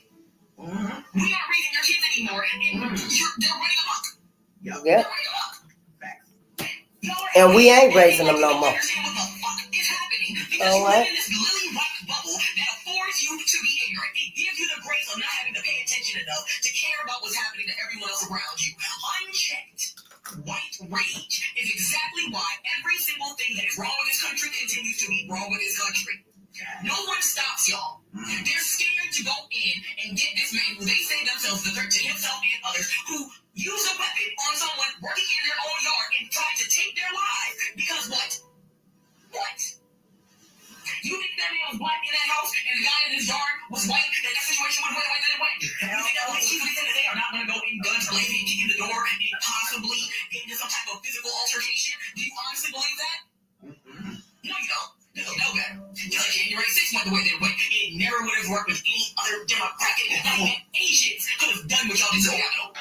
And you know it. No one's gonna hurt you. No one's gonna handle y'all the way you need to be handled, which is no better than the way you handled everybody else for centuries. Mind you, it was good enough for the goose, so the gander needs to take the turn. And y'all don't want it, and this country won't give it to you. And because they don't give it to you, everything goes to utter bedlam. And then you sit there on your phones crying into them with the audacity to wonder why things are the way that they are. Y'all voted for Trump, you got a damn rapist in the freaking Supreme Court, and then you're sitting here talking about, I guess I voted against my own best interest, oh my God, maybe next time I'll do better. And then you went right back into the polling with the vote again. And now here we are. And y'all, because of your own internalized need to hate everything that's different from you, would prefer to be comfortable sitting with a white guy in the office again that is proving to you exactly how he will destroy this country. They know your economy in order to get things right again. Instead of seeing a black man doing something that you didn't do first. Damn. You better speak. When y'all come in my comments, when you jump on me on Instagram, attacking me if this video even stays up when I'm not reporting it, please understand that I meant every goddamn word I said. The reason America sucks, the reason that America is a terrible place to live is because of you. The reason everyone that's here is suffering because of a lack of universal health care, because you didn't want black people to get free health care, because you don't want you to eat school lunch for free, because black and brown children can get school lunch for free in a country where you've stolen the land and now you locked it up when you could have just left the indigenous people to take care of it like they've been doing for centuries. The reason why everything that is wrong with America is wrong with America is because of you. Just you. Just white people. It's not to say that other races don't have terrible people in it, but none of us as a collective have done as much damage to one place than you have. And we didn't even have to be here. You brought us against our will in the first place. There you go. And still let themselves go back to Africa. Where's the receipts? Like my beautiful sister said, the reason why we don't have universal health care is because black people can get it. The reason why we pay 20% for Medicaid is because black people, they don't want black people to just go and get Medicaid, so they put the 20% that you have to pay. The reason why we have to pay for college is because Ronald Reagan didn't want riffraff going into college because college used to be free. So the reason why you have these student loans is because of racism. The United States lost $16 trillion to its GDP the last 20 years because of racism. 16 trillion with a T. You don't have to believe me. Go Google it. White people will deny themselves things that will benefit themselves. They will deny their children things that benefit them as long as they can continue to discriminate against 13% of the population. Imagine, because of 13% of the population, America lost 16 trillion with a T dollars. The reason why America is the way it is isn't because of black or brown people. It's not because of Asian people. It's not because of the LGBTQIA+. It's not because of the trans community. The reason why America is the way it is because of the racist, toxic, patriarchal, white supremacist man. And the white women who uphold these toxic men up for their proximity to an illusion of white superiority and power. That's it. That's all. Remember, diversity equal power. We can change the world when we work together and protect black women. Until next time. Damn, we're preaching today. As long as they can continue to discriminate against 13% of the population. You know, I keep playing back that portion of Goddess Mia's video because it keeps, like, something about it stuck out to me. Like, it's obvious, right? But then there's this other part that just kept catching me, and I couldn't figure out what it was, and I finally got it, right? It's not just the fact that racism in America has cost us $16 trillion over the last 20 years. It's not just the fact that just to be discriminatory, just to be able to be racist and treat 13% of the population badly, that a certain portion of America is willing to deny themselves freedoms, rights, liberties, and all of the positive things that they claim that they want. It's the fact that 52% of white women during that first election supported the Trump administration, voted for Donald J. Trump, right? And I'm never gonna let y'all let that number down, mind you. It'll be very telling next week when these numbers drop for real, and we'll see what happens when the wheat gets separated from the chaff, because a lot of y'all be on social media saying one thing, but y'all do something very different in that voting booth. But I digress. Y'all are very, very sneaky with how y'all do things. Because on the one hand, these white men have superiority over you as well. That's why you lost your right to abortion. That's why you're out here now fighting for your lives while black women are literally dying behind your decision. Either way, y'all, here we are, right? And now we have to go through this again. White women use that 13% of the population, us, as a shield between them and their angry white men. Because when those white men are not being racist towards us, what are they being? Misogynist, sexist, patriarchal asshats. See, that's the thing, right? White women get on the internet every day and complain about their husbands, white men, all the things, right? Because they know how awful they are. They know. But they also create them. They also are the mothers to these men. So there's got to be some type of connect between them being terrible and y'all being the source of where they come from, right? Like, there's got to be some tie between y'all being the mothers and these men being awful human beings that are destroying the planet. And I kept trying to figure out, well, okay, because they're out here constantly saying that, they're fighting back and they're doing these things, putting the sticky notes in the bathroom stalls and all that. It's like, y'all need these white men to be angry at us so they don't take it out on you. Don't you? Just like the rich 1%, right? They need the poor white trash at the bottom to be mad at all the colored people so that the poor white trash at the bottom don't realize that they're only poor because of the upper class up there that they can't get to, right? That's why they have the military and police so that they can protect the 1% from everybody else down here, And it's like, y'all do the same thing as white women. You do. Y'all will sacrifice every other person of color, every black, indigenous person, just so long as you don't have to put up with the men that you create. That's why y'all vote against your quote-unquote own best interest, because it's not really against your own best interest. You are thinking about yourselves first. You're letting these white men take out their frustration on people that look like me. Mm-hmm. So they don't take it out on people that look like you.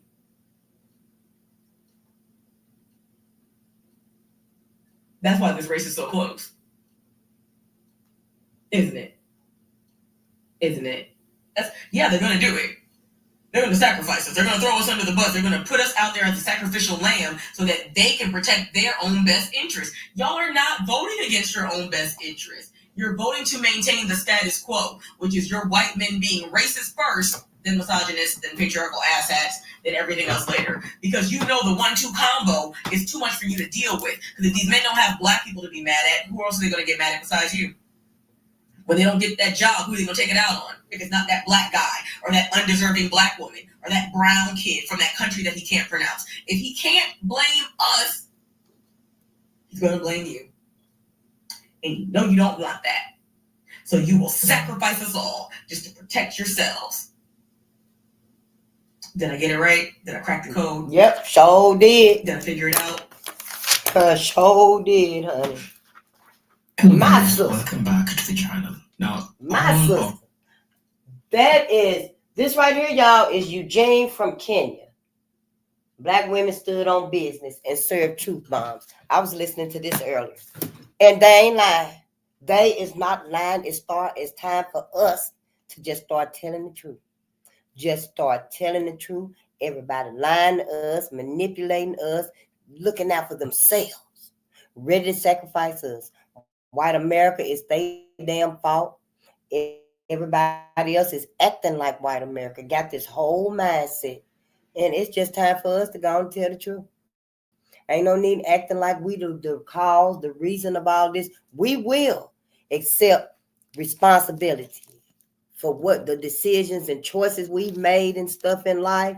But all of this manipulation and this sabotaging that white America been doing and lying to us, this whole illusion of inclusion, we done with it.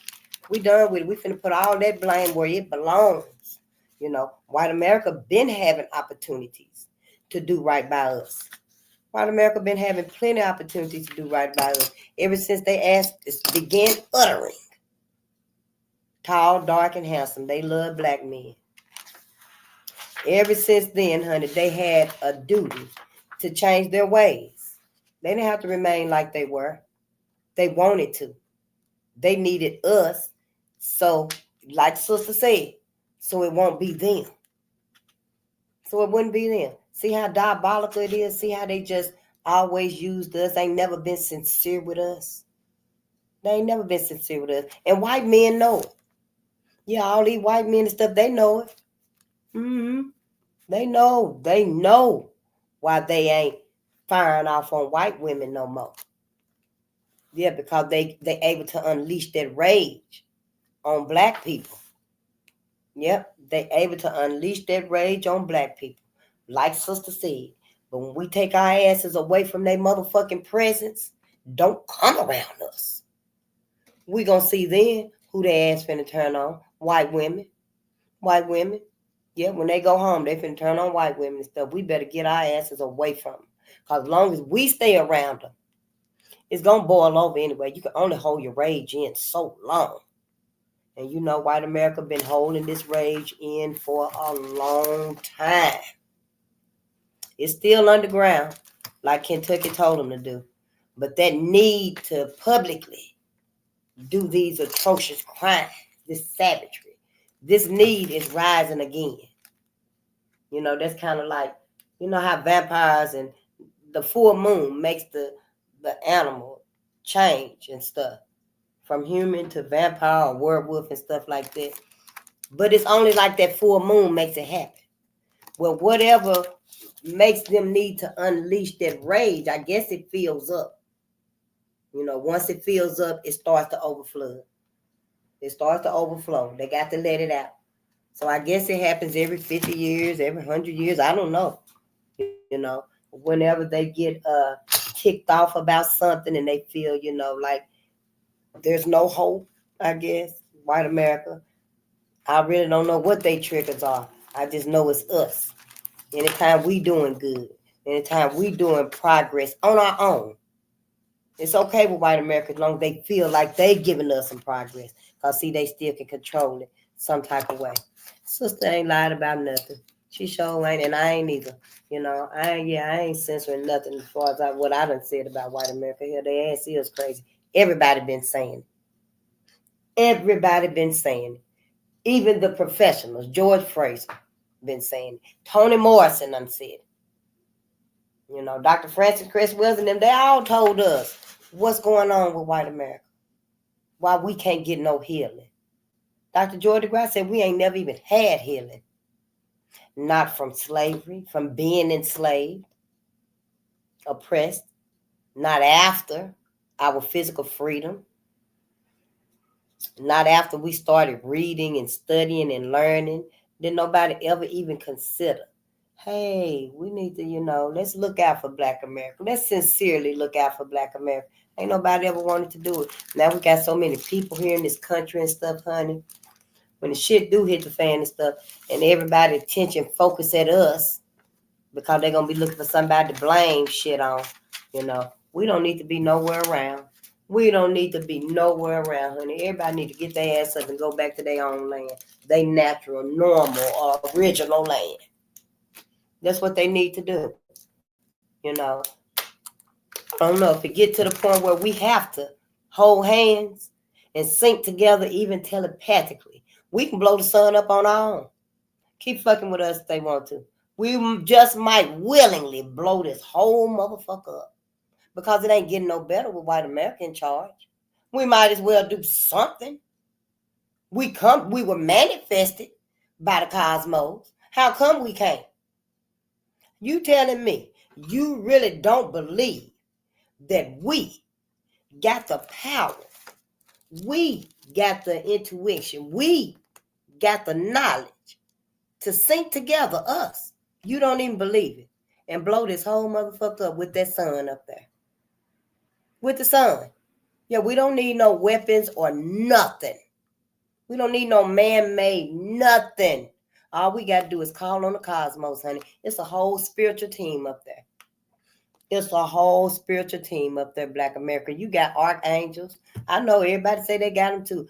White folks, Chinese folks, the Hindus, other groups of people say they got it too. And maybe they do.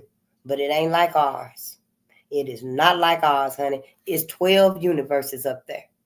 It's 12 universes up there. Honey, the way they asses is condoning white America, I don't think they went past the first universe. Maybe they went to the third universe. I don't know. But I don't think anybody went even halfway through the multiverse. Because the black race, the black woman, and the black man was manifested from that. I find it even hard to believe, that any of them could even get past the first universe because they all came from us. See, they weren't manifested in the same way that the very first person, Eve, was manifested. They weren't. Adam and Eve was met that, and them the names. The white folks' name. Adam and Eve. But other groups of people was not manifested through the cosmos. No, they wasn't. So, I really highly doubt. I'm going to have to do some research myself because I ain't never, thought like this. But trying to figure out what the fuck is going on. Yeah, you start thinking. But I did say we're going to read a little bit tonight, and we shall. Yeah, because it ain't 3 o'clock yet. I could go for at least, maybe an hour. Oh, this might be a short chapter. What do you think? Because we are on part 3. We are on part 3 of this book right here. But yeah, I don't really try to think like white America. I never have. It's just now I feel like it's very detriment, to try to figure out what the hell is going on and what happened to my people. What the hell happened to black people? I don't recall my people ever being like this, being so hard on ourselves. And then it kind of seemed like, damn, we doing stuff like white folks do. But it became clear. That's because we got the mindset of white America. That's why we acting like white folks. You look at our masses out there, honey, they ass is stone cold white. Yep, acting just like white people. But then when you look at white people stuff, honey, they seem so calm and serene and forgiving and loving and trusting and stuff, honey. The very devil that you never thought would be on this planet. It ain't even under the ground. Heaven and hell was a lie for black America. Ain't no Satan under the ground. Ain't no lake of fire under there. I was listening to sister. She said you go down to get to Mars. Yep. When you go down and come back out and stuff and go to Mars, something like that, I guess. I don't know, honey. I'm learning myself. Yep. But I know one thing. It ain't no hell. It ain't no hell, y'all. This is hell right here. See, this is the first universe. The 12th universe. Look at these right here. These right here are the goddesses. These right here are the goddesses. Let me get my little thing so I can point this out and try to make this where we can see it and understand it, because it's really quite simple. The 12 universes. We're going to say this is 1, 2, 3, 4, 5, 6, 7, 8, 9, 10, 11, 12. This right here is the first universe, right here. This is the first universe. All of these universes right here is the multiverse. White folks go right here. That's it, right here. Other folks, the Hinduism and all them stuff, I don't even know about them, Buddha and stuff, because it did say they were Christ-like, and there was some of them that I done read off before. Buddha, Krishna, Romulus, Dionysus, Horus, Attis of Phrygia, and Zarathustra, Atum, all of them stuff. They may go somewhat and stuff, I really can't say yay or nay about them and stuff. I'm talking about white America and black America right here. But black America, we go all the way to the 12th multiverse. See, we are the ones that were manifested from all of these, from all this entirety of the multiverse. It manifested us. So we have the right by cosmic law to travel to all of them. We are not just limited to one universe like white folks are. That's why I say you, black America, you must go past heaven. Heaven is in the first universe. Here, we got an entire multiverse out there. You must go past heaven, black America, or you're going to find yourself like William Joseph Simmons said. he had this spiritual vision that white men were riding on horses. Robed men were riding on horses across the sky. And the vision was the shape of the United States. This right here is racial violence in the United States. Them robed men that he saw in the sky riding on horses in the shape of the United States was right here in the first universe. So Black America, you must go past that first universe into the rest of the multiverse, because check this out now. Each universe has 999 galaxies. Each universe. We got 12 universes. It's called a multiverse because it's many. Yeah, I didn't know any of this either, but see, you just at least got to be willing to think about it. Just consider it. Your higher power, whatever his name is, your higher power, Black America, wants you to know. Your higher power, Black America, needs for you to know the truth. Your higher power is not going to be mad and curse you and send a lightning strike to burn your ass for seeking the truth. See, all of this right here, why would you be afraid of all of that multiverse and want to stay right here? Where the very people that you know for a fact have done all of these demonic, unmentionable, just atrocious, honey, cannibalistic, savage, ravenous practices, acts, crimes against nature, genocide, a 1,400-page book of genocide. This right here is what, 530 some pages of slaughter. Why would your ass want to stop right there? Why would you want to stop right here at the first universe with their asses? They can't go no further. I really can't say that they there. Because hell, the sun don't even like them. Why would they even be able to get to that realm? They ass got to stay here. Yeah, they probably got to stay here. They don't even have a soul. Everything that white America's taught us and said about us is really them. When that man, Dr. Joy DeGrasse, showed that her PowerPoint, and that man said Black people don't have souls, he wasn't even worried about us getting to heaven. Why y'all ass talking about, yeah, we going to heaven. That man said Black people ain't even got souls.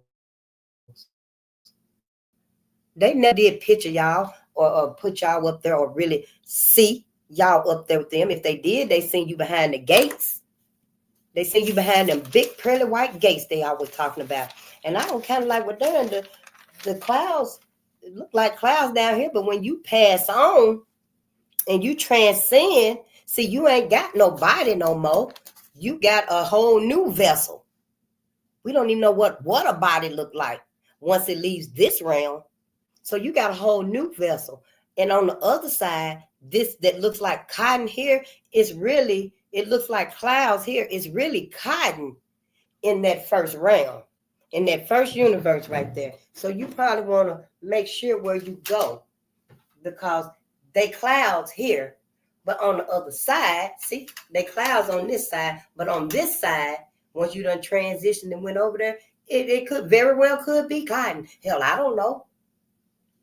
Tell them to prove that it's wrong. They the one said that it, what they said. So tell them to prove that I'm wrong. And then, yeah, once they prove that I'm wrong, hey, we all can just go with what y'all know, with what they said. But until they can prove that I'm wrong and stuff, yeah, they let me tell my people what it might be. Because you don't want to stop right there in heaven. That's what they said it was, heaven. Why they want us to stop right there in heaven? With their asses. Why would white America want us to spend our eternity with them, knowing damn well they done made it so hard right here? They done put us through hell, because this is hell, y'all. We came from everywhere else in the multiverse.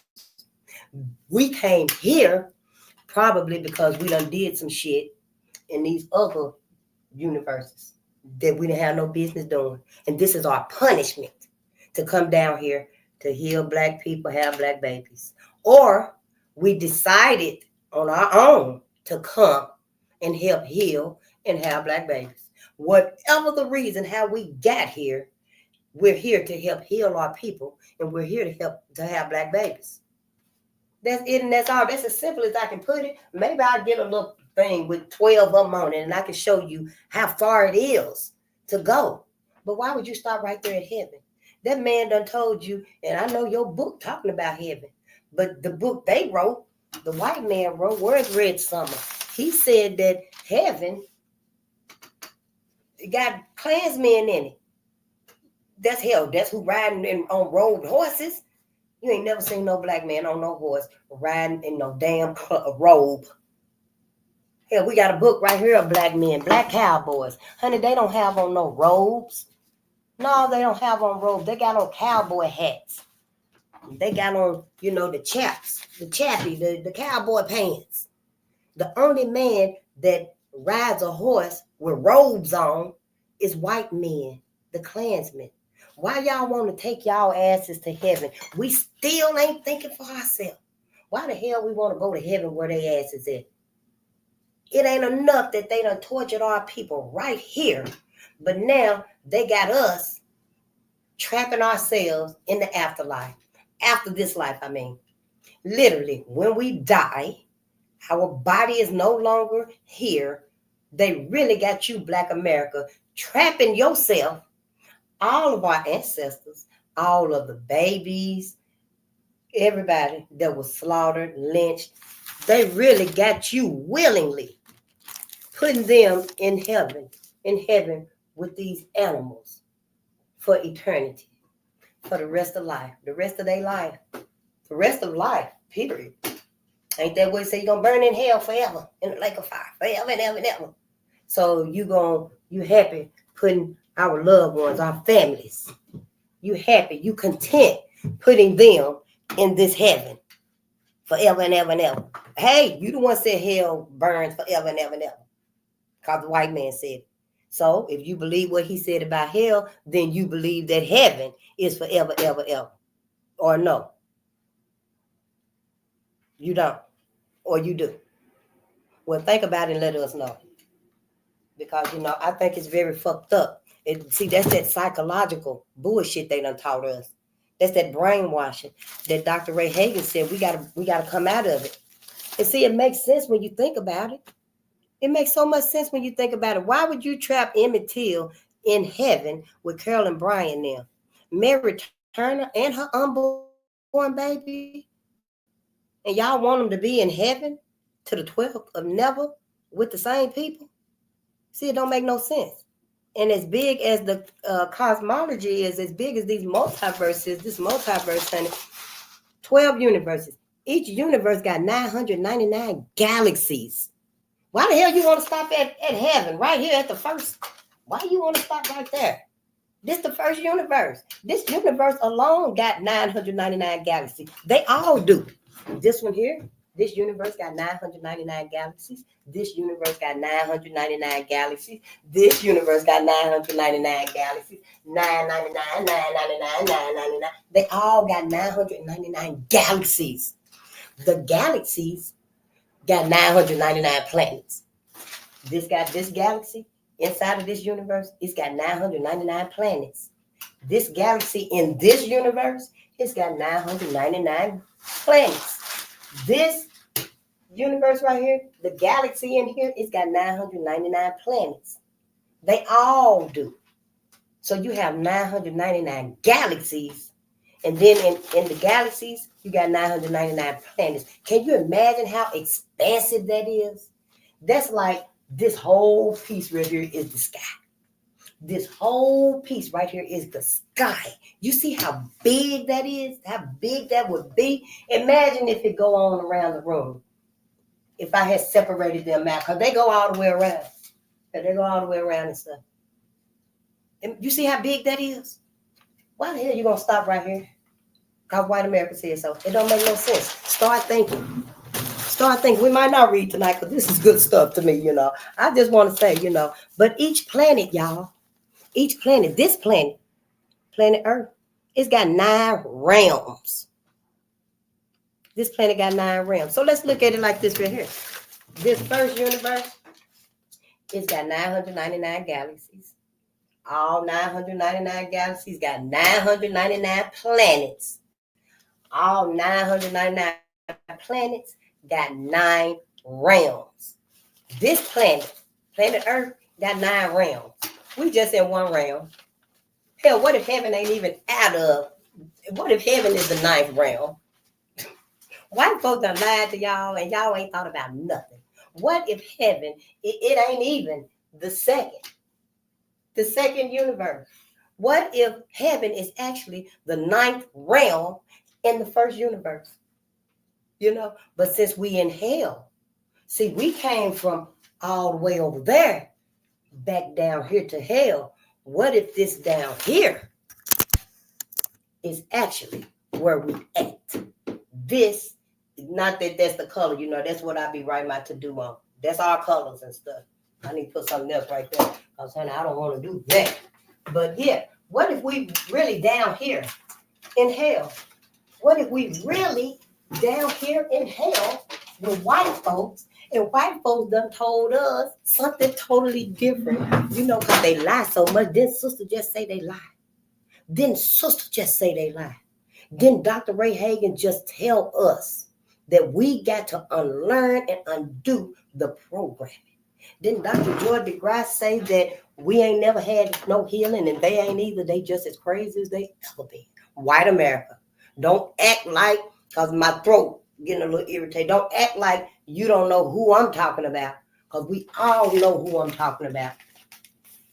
And then Brother George Fraser said that white folks was insane. And who was that? I just learned about this. Eisenhower said that white people crazy as hell. Yep, said they got to be insane. He said it himself, and they was his people. He said it himself. But this right here is finna be hell. Yep, this right here is finna be hell. This is where we at. Right here. Yep, where my glasses at? That's where we at, right there in hell. Yep, we in hell. Right there. So it's one of the two. It's whichever one resonates with you, Black America. You could be right here in hell where the fire is. It's hot as hell. It's burning down here. This is the burning house that Martin was talking about. Or you could be right here in this first universe in the 9th realm. I do not believe white folks is going to the 2nd realm. I hardly even believe, seriously, that white people actually got out of hell. You know? So where the hell is heaven? Oh, maybe when we leave hell, we'll get to that first realm in the first universe. Because it said each planet, you know, got 9 realms. Would that be heaven? But white folks can't even get that far. I don't think so. I don't think they got a soul. I don't think white folks can get that far. Yeah, I'm gonna have to do some more research on this. I need to know. You know, when you start thinking and stuff, you know, you just get curious. You want to know what the hell going on. What the hell happened to my people? I want to know what happened to my people that don't nobody want to talk about. Everybody want to keep us dumb and blind. And look at that right there, white fragility. Didn't sister just say white rage? We got to learn all of this. We got to read and study to find out what happened to Black America so we can heal Black America. Yeah, honey, a lot of folks ain't going to want to hear this right here. It's finna uproot centuries. You know? Yeah, centuries. Decades of planning and sabotaging. And, you know, yeah, it is. But it's time. Didn't none of us do this intentionally, on purpose, like our ancestors and our mentors and our critical thinkers did? The cosmos did all of this. The cosmos orchestrated this awakening within us because it's time for us to. We wasn't going to wake up on our own because we too traumatized. Black America is too traumatized. And we would not have waken up on our own. So the cosmos, you know, they did it. They woke us up. The ancestors, they woke us up. So up there, in that multiverse, honey, we got our ancestors up there. We got archangels. We got a whole spiritual team. We got our archangels up there, our spiritual guides. You can call on Archangel Michael, and honey, he'll come in kicking down doors and busting windows and everything. You think it's done been an explosion. Because Archangel Michael come up through there, honey, whoever bothering you, whatever. If you ain't going to call on one of your ancestors, call on Archangel Michael. Call on him. Yep. Call on Anubis if you want to. Yep. Archangel Raphael, whatever's ailing you, because he's the Archangel of healing. Archangel Raphael is. You got a headache or whatever, honey, drink your little water, meditate a little bit, relax yourself, calm yourself, and talk to Archangel Raphael. Talk to him about what's hurting you, what's ailing you, your leg hurting, you ain't feeling good about yourself, you need some healing. And you got to be sincere when we do these things. That's the only way they're going to work. Here, we put all our sincerity in Jesus and God. Put some sincerity in them too. You got a whole spiritual team up there. Look at here. Your higher power would not give you all of this without your own backup, Black America. The cosmos would not give us all of this. All of this belongs to us. That's where we come from. All of our backup, that's where we're going. Yeah. All of our backup, all of our greatness, our potential, all of our magic, our soldiers, they up there. That's them. Those are our keys to supernatural things that we can't manifest here. They can manifest that. You see? So it ain't that we got one God or what white America has taught us. It's bigger than that. We're bigger than that. Yeah, we're bigger than that. We just have to start doing our knowledge, and I am, because they just be revealing stuff to me, and I'm like, whoa, shit, I know white America has been lying. I ain't doubting nothing about their asses. So no, I don't doubt nothing about them. And I just want to say, the day when they do reveal who they truly are, ain't no need you crying and stuff, and oh, Brad, please just let us get outside. Just let us go outside. Because that one movie showed that, you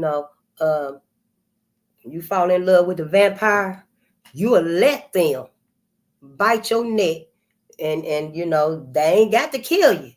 You can become a vampire. So hell, I don't know how deep the damn so-called love go. I don't know, but I know we ain't coming back to get, our family that's done integrated and married and mingled and stuff. Your ass better come out that house halfway, or you gonna keep your ass in there. Yep, you gonna keep your ass in there with Brad, because something's just not right. We gotta at least start thinking about things. And that right there is just the multiverse. There's actually 300 ET races. Yeah, ET races. Mm-hmm. Because see, we the aliens, I believe. We the ones that come from up there to here. I don't know if it's because we being punished because something we did, or if it's because, some of us decided to come here and, assist our people. Now, I know you probably saying, that's a damn lie. That don't even make sense. What about all the Black people that are committing crimes and stuff? What's going to happen to them when they die? See, your ass don't make no sense. You ain't thought about it and stuff. Well, them people like that and stuff, they asses, the one can't go from the first universe. They probably can't even leave hell either. They asses got to stay in hell and keep coming back. Rebirth, if they get to rebirth themselves back, because it's always evil people. It's always people that'll succumb to the evil. That's why we have the Galactic Confederation, which is fighting. That's the good versus evil fight. Yeah, it's a whole, y'all. It is so big and expansive, y'all. The story is just so enlightening. To just start learning about us, we'll just be like, wow, we just start connecting the dots on stuff we didn't even know about. I don't even watch stuff like that, but it's a new awakening, and it's really not our coming about. We've been ready. We've been working towards this, but it's taken us so long because as a whole, we hurt. We traumatized, and it would have taken us even longer. But the cosmos done stepped in now. See, it's spiritual now.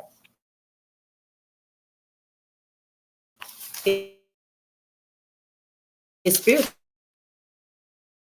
because white America done stepped over the limit. See, white America done invented this whole futuristic metal and iron lifestyle. Yeah. What they call it? Iron fist lifestyle. And see, that right there goes against everything the cosmos even wanted for this lifetime here. Part of life. See, all of that is anti-life. And when they turned it on up in the space and stuff, and they done opened up some portals and be up there doing. America is mankind. Law don't play that shit. They sick and tired of it. You done hurt the pets of the world.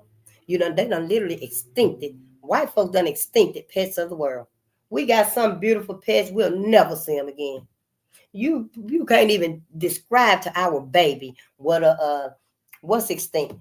One of the African elephants, one of the elephants or something, or maybe one of the majestic tigers that white folks done extincted. We'll never be able to. After a while, we won't even remember because white folks done extincted them. It's like, wow, the dinosaurs extincted, because of some galactic event, I guess, meteorite or whatever.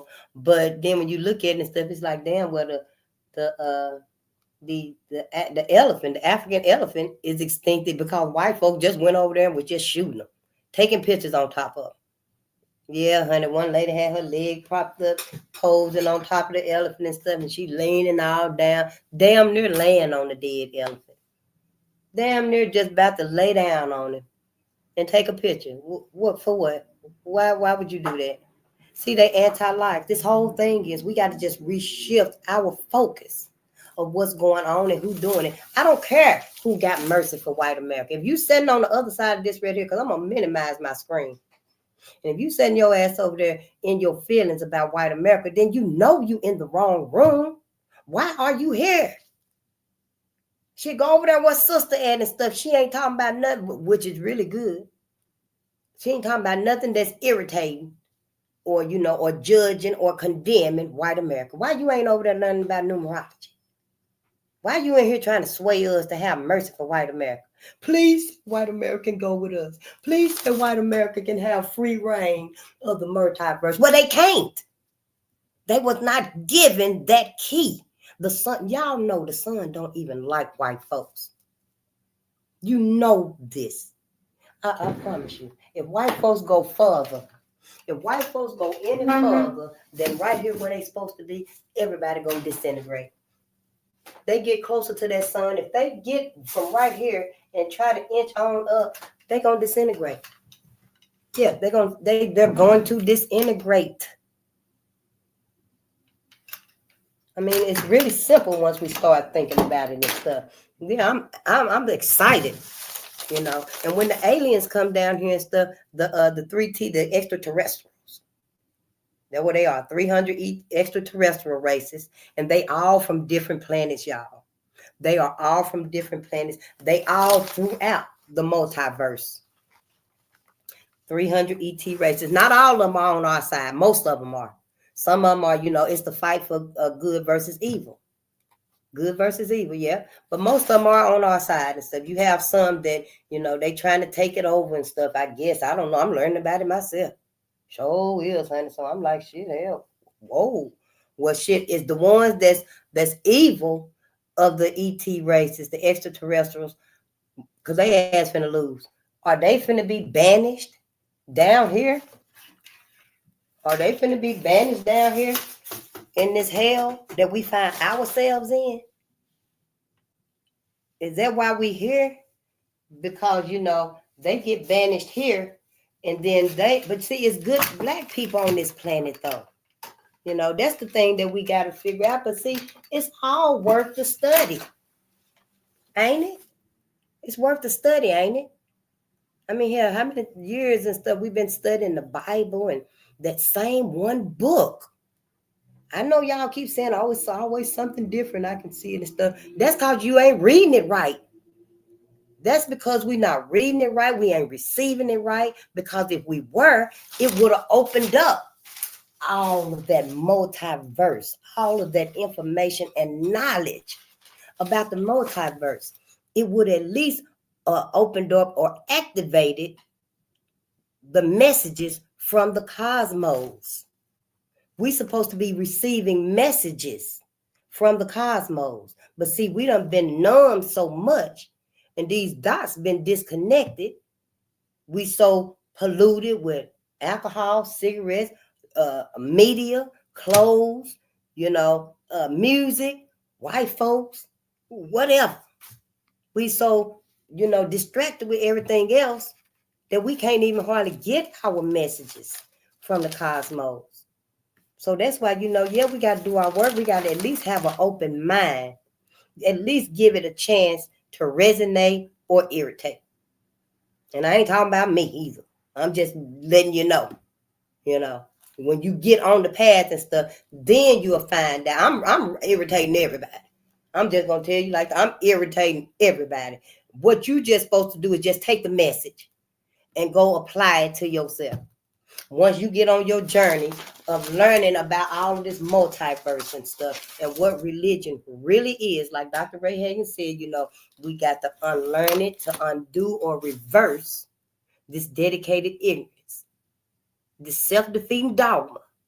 And once you start doing that and stuff, then you'll know if it's irritating or if it's resonating with you. And you can decide at that point, Black America, if you want to stay with the Bible, and I ain't got no Bible yet, but I'm going to get one. Then you can decide if you want to stay with the Bible and you believe wholeheartedly what white America has taught you, and or you'll be like, yeah, this do make sense, and I need to do a little bit more research. So you continue to do a little bit more research, and and you find your own path, your own personal freedom. But this personal freedom will give you that spark, that ignition. You know how you turn the car on, and the car just start up, and then you can drive away if you want to. Well, there's going to give you that prompt to assist your people. You'll have that personal freedom to actually talk to, assist, go get your people without worrying about anybody, what they got to say, how they looking, what they thinking about. You ain't going to be concerned about none of their asses. They better get out the way. Move.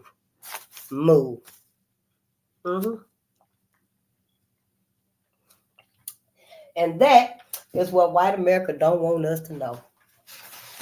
See, y'all, no wonder they got us thinking that we the same, y'all. If they asses can't even go in heaven, be near the sun, y'all, they made out of nitrogen, sulfur, and ammonia. Why y'all ain't told us they asses made out of all this harsh ass chemicals? White folks' DNA is literally, or whatever it is, their core being is literally made out of nitrogen, sulfur, and ammonia. Ours is made out of carbon, selenium, and copper. We totally different. A cat and a dog look the same. I already said it. They got the same body shape. Shaped like an animal. White folk just shaped like a human. Just shaped like us. We got the same. We got one head, 2 arms, 2 legs. We shaped the same. Our internal organs are supposedly, allegedly, in the same positions and stuff. The heart in the same position, the lungs, the kidneys, the liver, all that's in the same place. That's pretty much the extent of it. Melanin can adapt to anything pretty much. Melanin can adapt to anything. It's like a conductor. Yeah, I got it wrote down somewhere what melanin really is and stuff, y'all. And we got it. It's like a key. It's the key.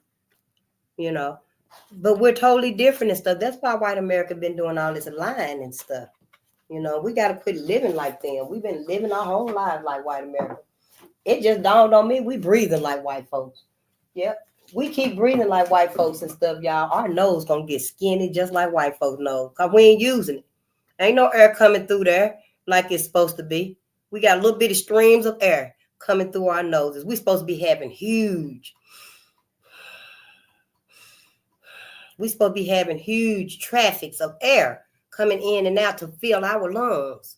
But see, we're even breathing like white folks, these little shallow breaths. We one sneeze away from hyperventilating, fucking with white folks. Yep. I'm trying not to mess up with the noise ordinance and stuff, because, you know, yeah. But shit, when it's time, it's time. Yeah, they need to get their ass up too. But yeah, all of this right here, y'all, it is so, we on the right side. We on the right side. Vernon John said, if you see a fight, you see a good fight, get in it. This is the fight. This is the fight. If you ain't gonna stand up for nobody, honey, stand up for them. You better stand up for them, baby. So better. Because if you don't, this is how it's gonna go. In 150, 75, 150 years. Oh, we were free at one time. Yeah, we were free at one time. We were free for 150 years, 175 years, and then our open enemy somehow got us back in oppression, enslavement, and we are trying to free ourselves again. That's what's gonna happen. History gonna repeat itself. Yep. History gonna repeat itself. Repeat itself. And then folks gonna be, well, how in the hell did this even happen again? Because it ain't gonna never happen to the Jews now. It ain't gonna never happen again to them. The people that Hitler did all that too. That will never, ever happen again. You know why?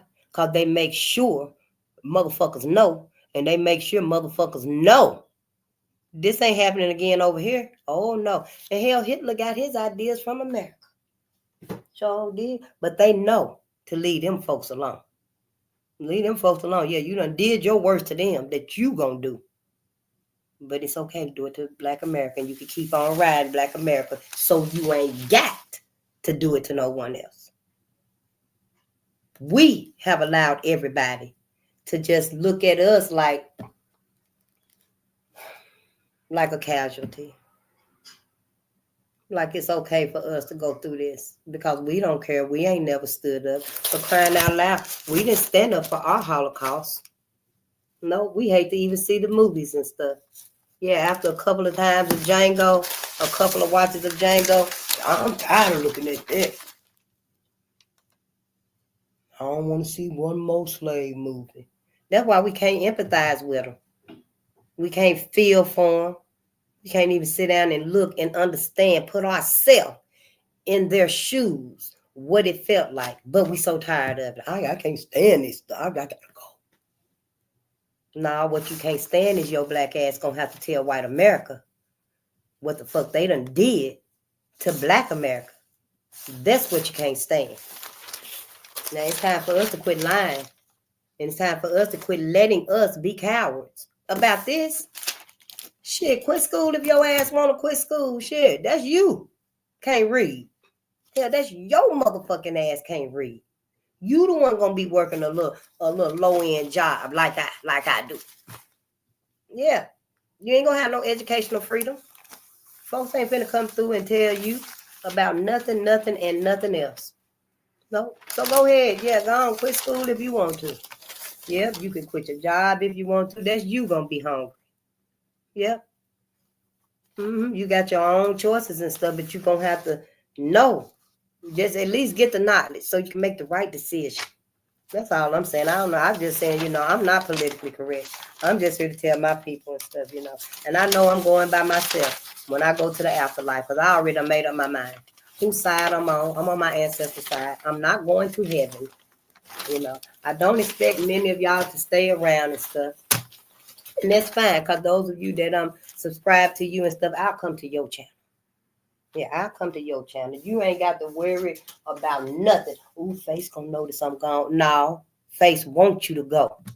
If at any point anything is irritating you, you're not ready for it.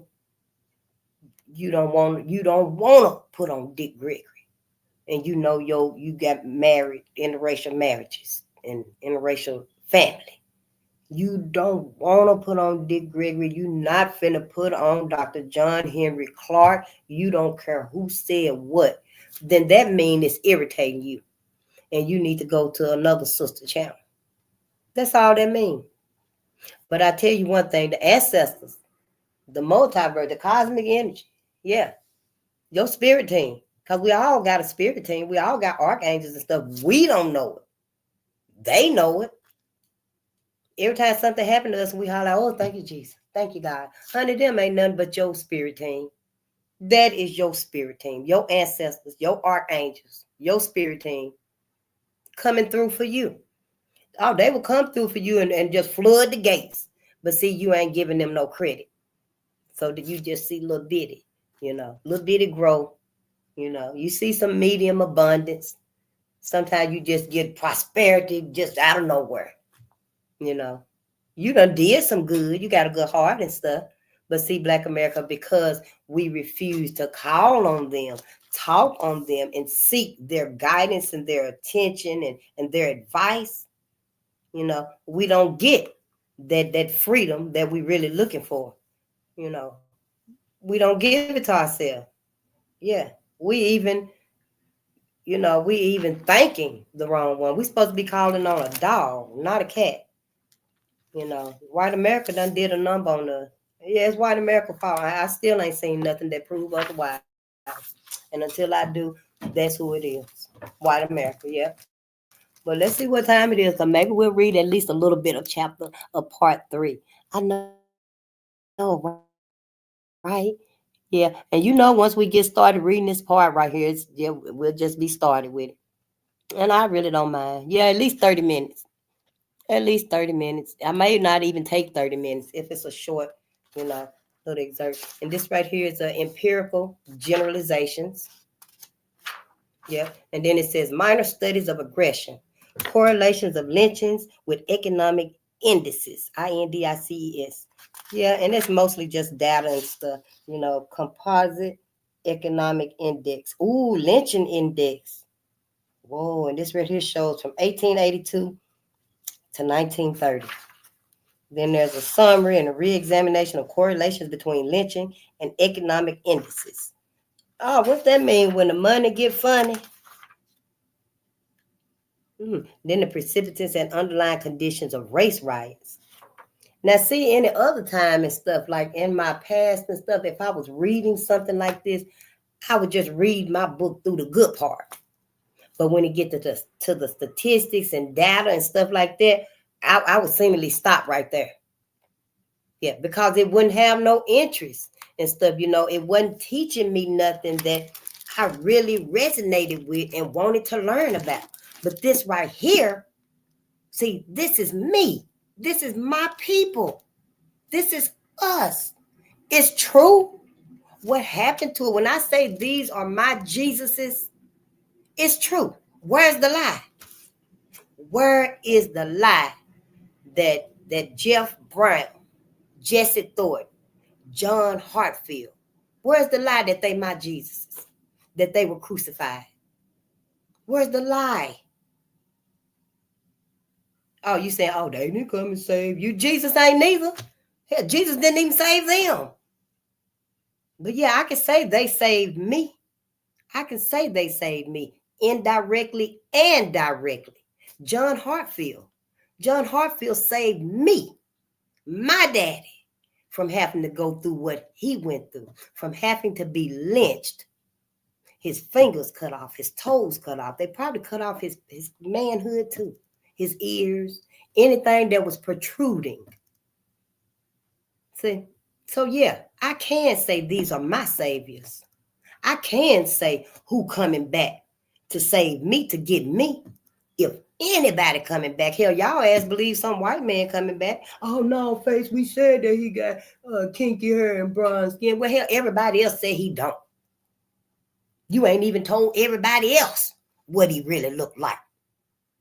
So you can't even come up here and tell me nothing.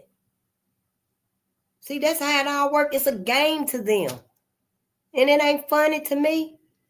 No, hell, I'm looking at it to really see what the hell is going on. You know? It's like all these little stars on this book right here. Can you imagine all these little stars blinking one at a time? Then they get faster and faster and faster. It's like a game to white American stuff. You know, I don't know. Maybe when they blink, you got to hit it. You know, like that game at the carnival. When the little thing pop up and you got to keep hitting it real fast and stuff. But see, Black America, they just going so fast and stuff. And your ass just like, you know. And all that right there, you missing the whole point and stuff that it's a game. It's a game. Take your ass and read a book. Hug a tree. Something, Black America. Our mindset is thinking like white folks. That's why our whole life is wrapped up like white folks want it to be. Can you imagine how mad they gonna be when they find out, oh, who told it? How did they ever find out? They talking about it now. The same way Dr. Frances Cress Welsing said that a white man came to her after her lecture and told her, yeah, Dr. Frances, you're right. When Black people not around, we talking about y'all. They talking about it now. Y'all know that Black America is having a new awakening. Oh, yeah, they feel it. They feel it. They ain't saying it around Sabrina. They might be. They probably done turned her against the black man. And so y'all, please let us know when white women start calling y'all niggers and letting y'all know, yeah, that's why the past happened. Well, you better keep your ass over here. You know what'll happen to you. You know, please let Black people know when white folks start doing y'all like that, or your white husband start doing you like that and stuff, you know. Some of them gonna say, well, we told y'all ass. So all I'm gonna say is here, well, we ain't coming back for you. Your ass better make it halfway.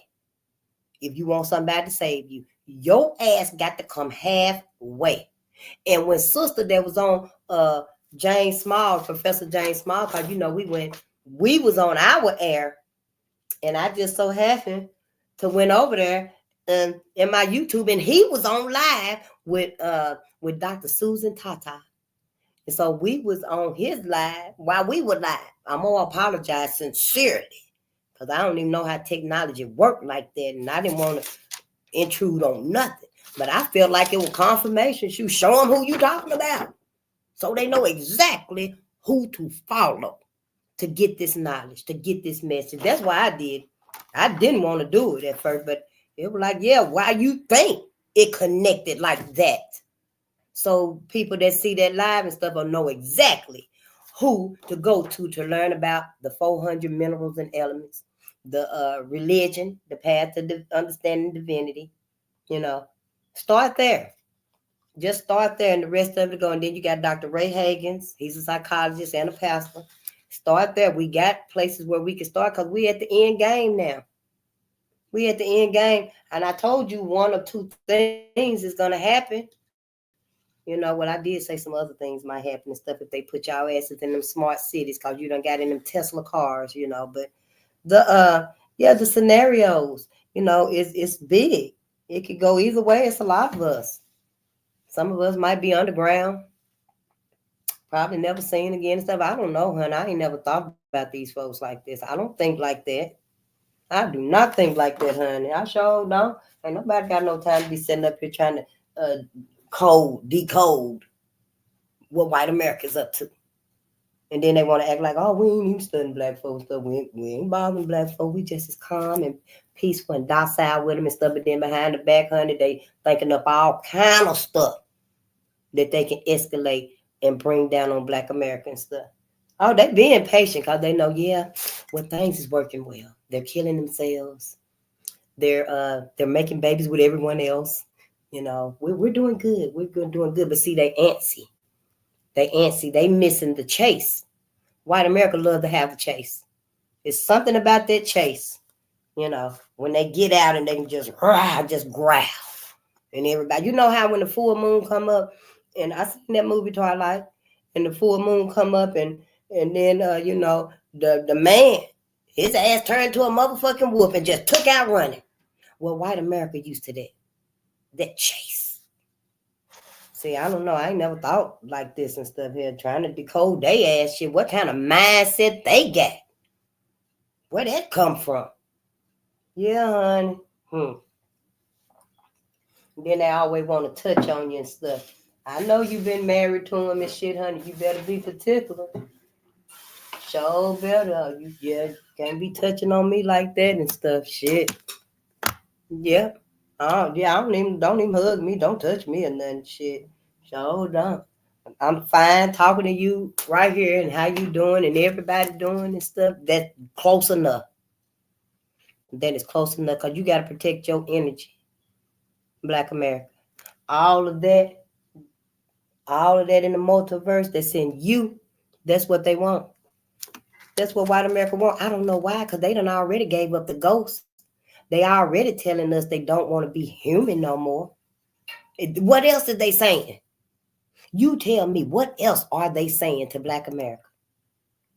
I don't know. I'm not here to lie and sugarcoat nothing. Anybody don't like it, that's fine with me. Shit, I'm putting it as nice as I can and decoding, as much as I can and stuff so I don't upset us, because I don't want us to worry. Just be wary.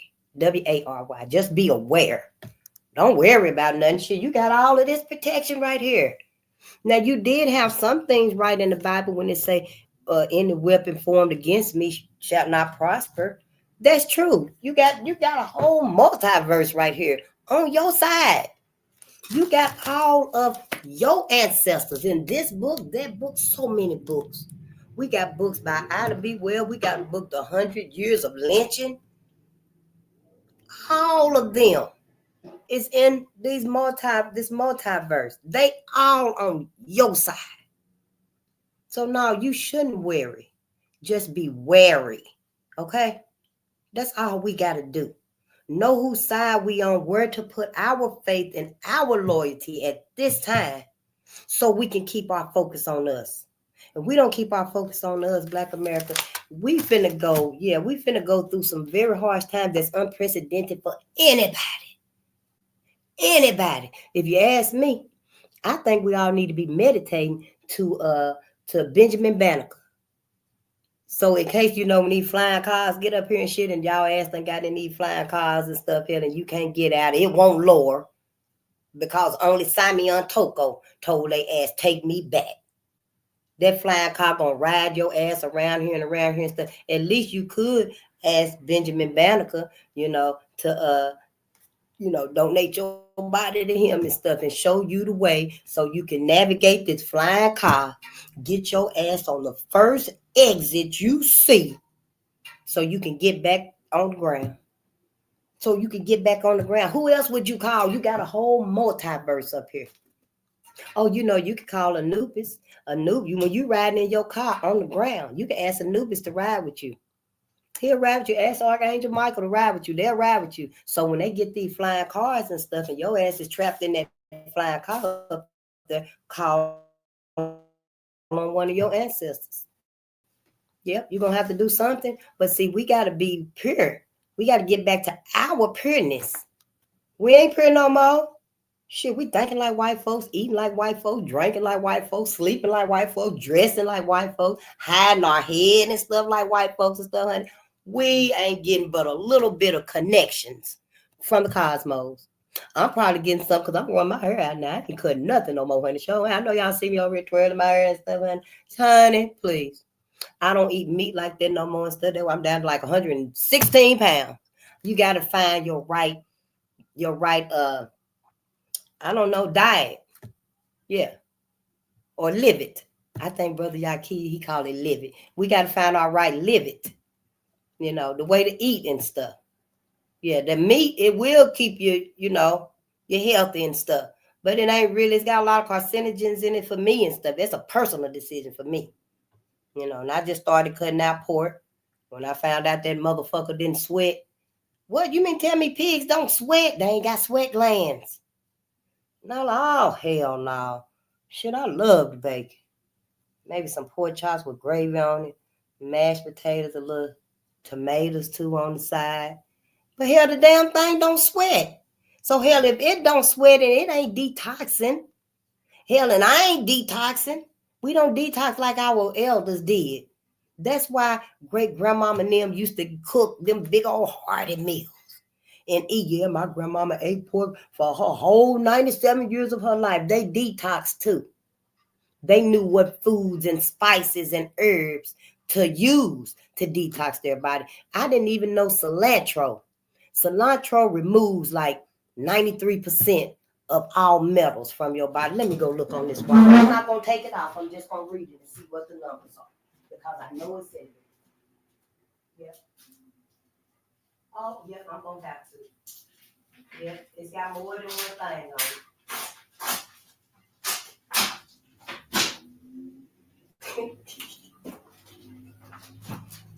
Yeah, I said I wasn't going to take it off the wall, but I had to because it had a little bit more information on it. Cilantro. Studies prove cilantro can remove an average of 87% lead, 91% mercury, and 74% aluminum from your body. See, our ancestors knew knowledge like this about food. That's why they say, let food be your medicine. Let food be your medicine. See, so yeah, we got to change even the way we're eating and stuff. Everything is wrong.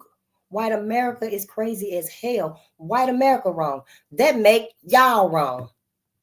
That make y'all wrong. So yeah, I'm gonna keep on like I'm keeping on. I'm gonna find the right, foods to eat.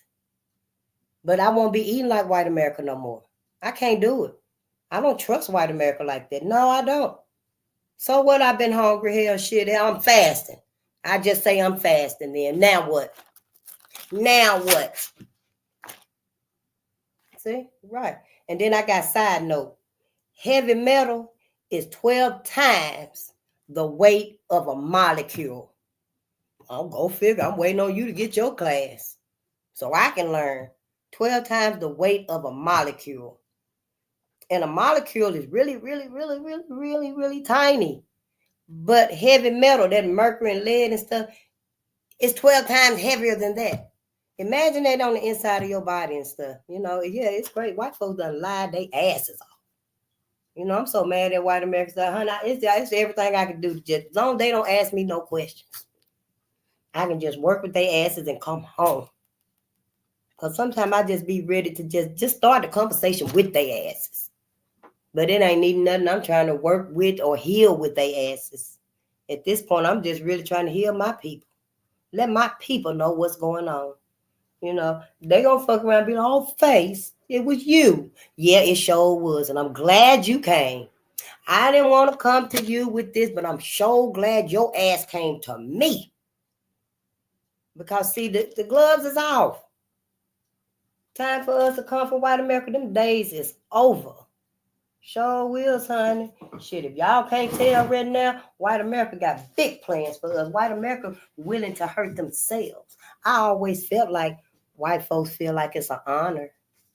They feel like it's an honor to uphold white supremacy and racism. They don't care what the cost. They don't care who is finna get the consequences for what they've done. Is to uphold white supremacy and racism. And that's what they do.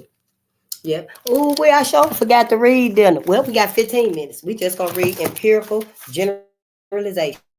And tomorrow night we'll start on minor studies of aggression, correlations of lynchings with economic indices to see what the hell they done did with the money and stuff. Because economic is money and stuff. And I'm just saying, I'm reading to learn myself.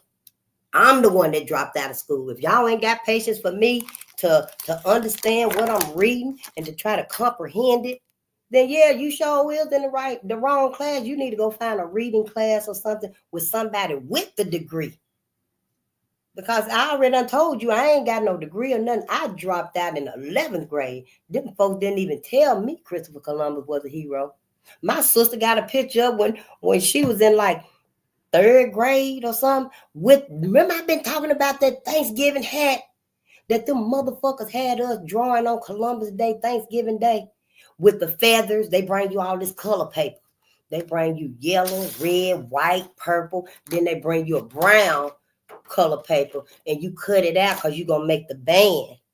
But the feathers, when you cut the feathers out in the shape and you glue them on there, you're going to have the feathers on the head. Why come my sister got her profile picture as her picture when we was in grade school? It looked like she was in 3rd grade or something. And everybody got on their little thing that I've been talking about. Yep. Confirmation. Yep. I would tell her too, but I ain't even saying nothing about it and stuff. Because I thought, well, what teacher was this? Who was that teacher standing on the side? Because, all the students be sitting down taking their picture, and there'd be a teacher right here and a teacher right here.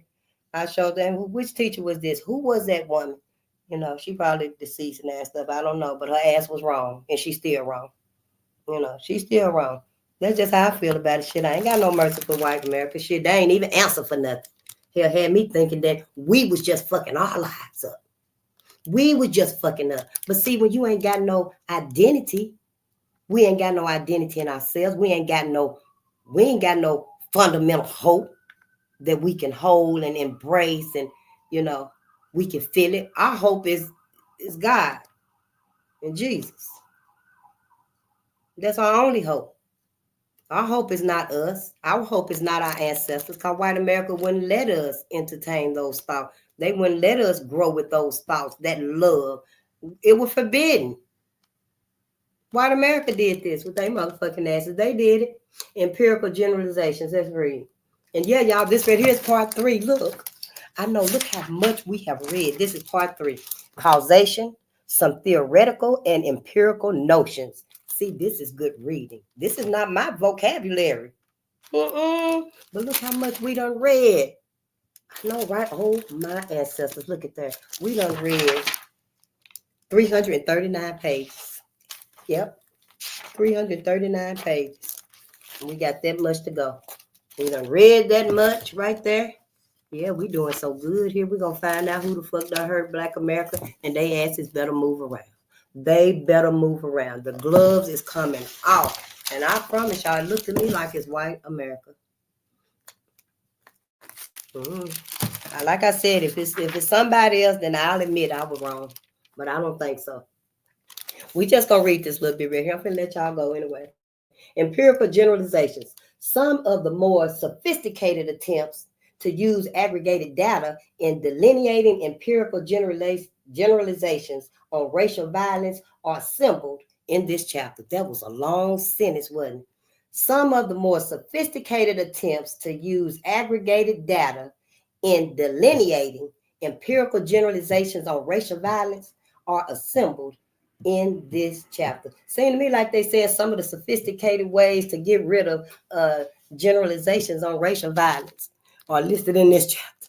I don't know. Let's just read. Oh, delineating is delineating, because I know y'all know these words. But it's all new to me. If I had time, I'd be writing down words I didn't know.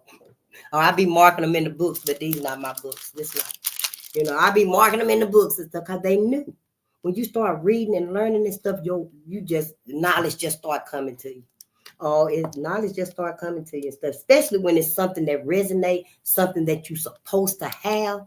See, we're supposed to have all of this knowledge.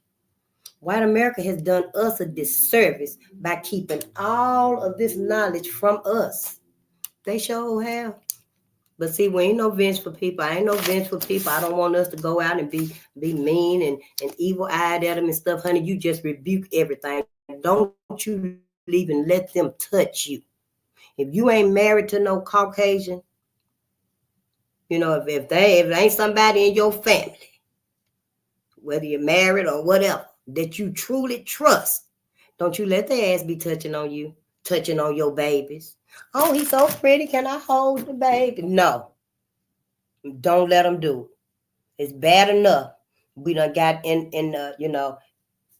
intermingled with them, married, mingled, and all of that stuff. It's bad enough. But the ones that we don't know and stuff, you don't know who the hell that woman is. Y'all just at the store. Oh, he's a beautiful baby. Remind me of the movie Color Purple, when the white woman was asking Not Miss Celia, but the other Sophia. Oh, your babies are so beautiful and they're well kept and all this and that. Keep them folks away from y'all babies. Shit.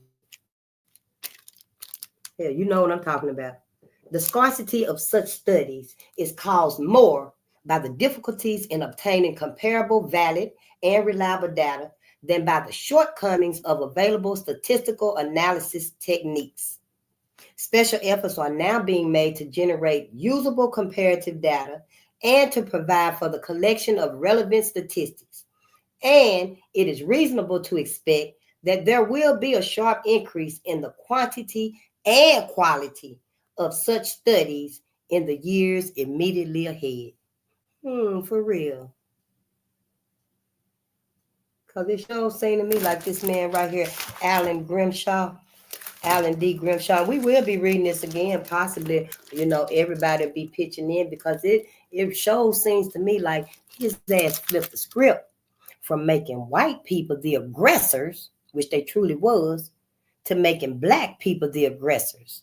When black people started defending themselves, black people were fed up. It wasn't no defend ourselves for a day, and then it's back to normal. Defend ourselves for the weekend, then we back to normal. No, once they started defending themselves, once Black America started defending themselves, it was the lifestyle. See, it was the lifestyle. And he trying to make it seem like, oh, all of a sudden black folks are aggressive, they're violent. No, black folks is on the watch now. We keeping our eyes open. Keep your eyes on the prize. Everybody else is. That's what was happening. So see, that's why we got to tell our own stories. Because from the get-go, anyway, this book was printed later.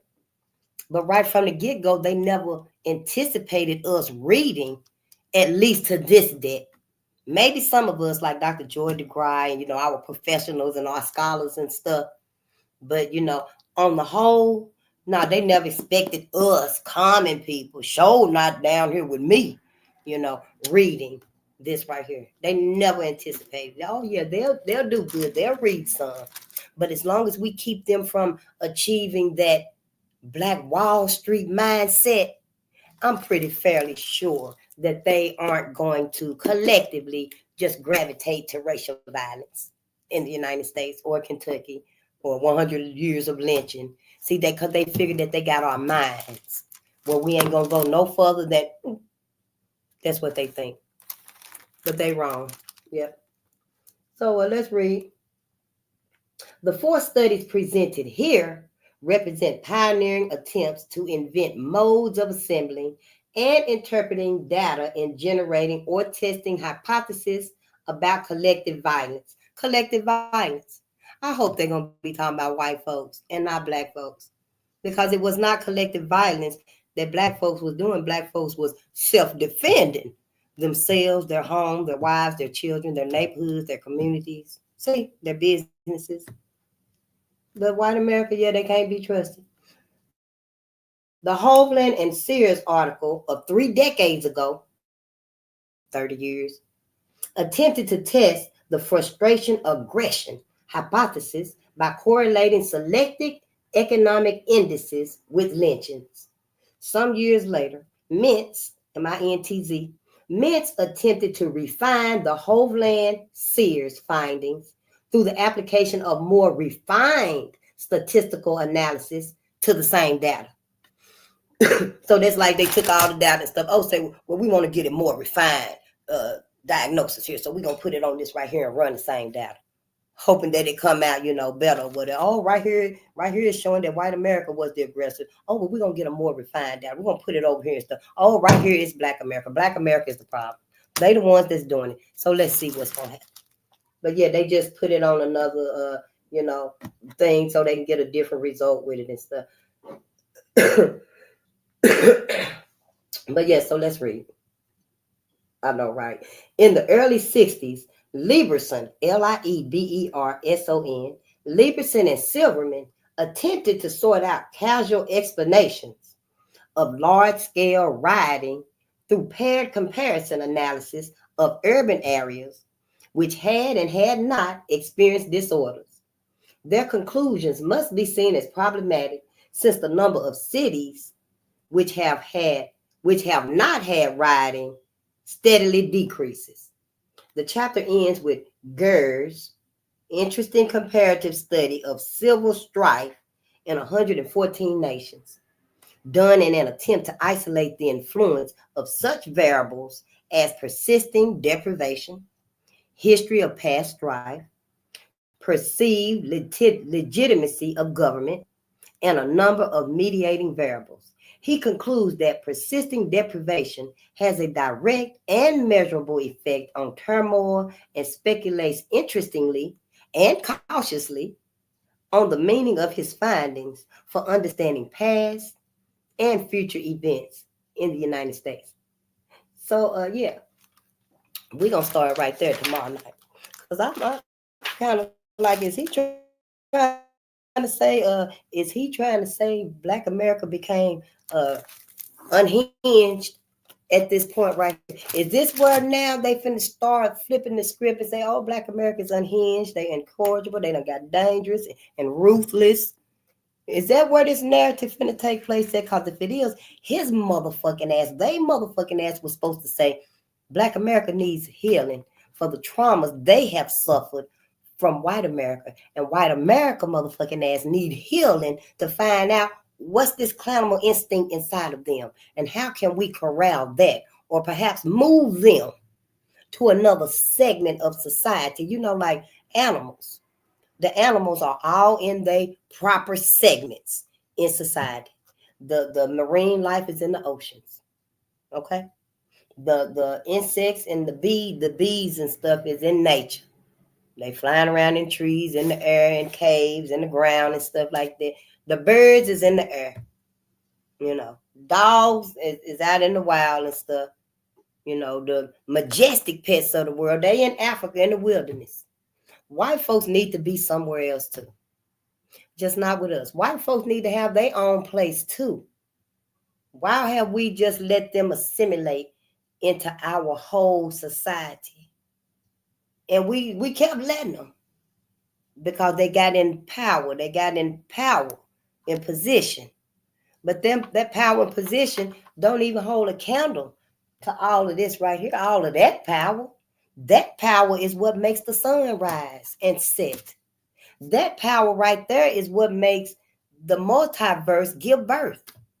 The multiverse is up there right now, giving birth to stars, rainbows, storms, meteors, black holes, asteroids.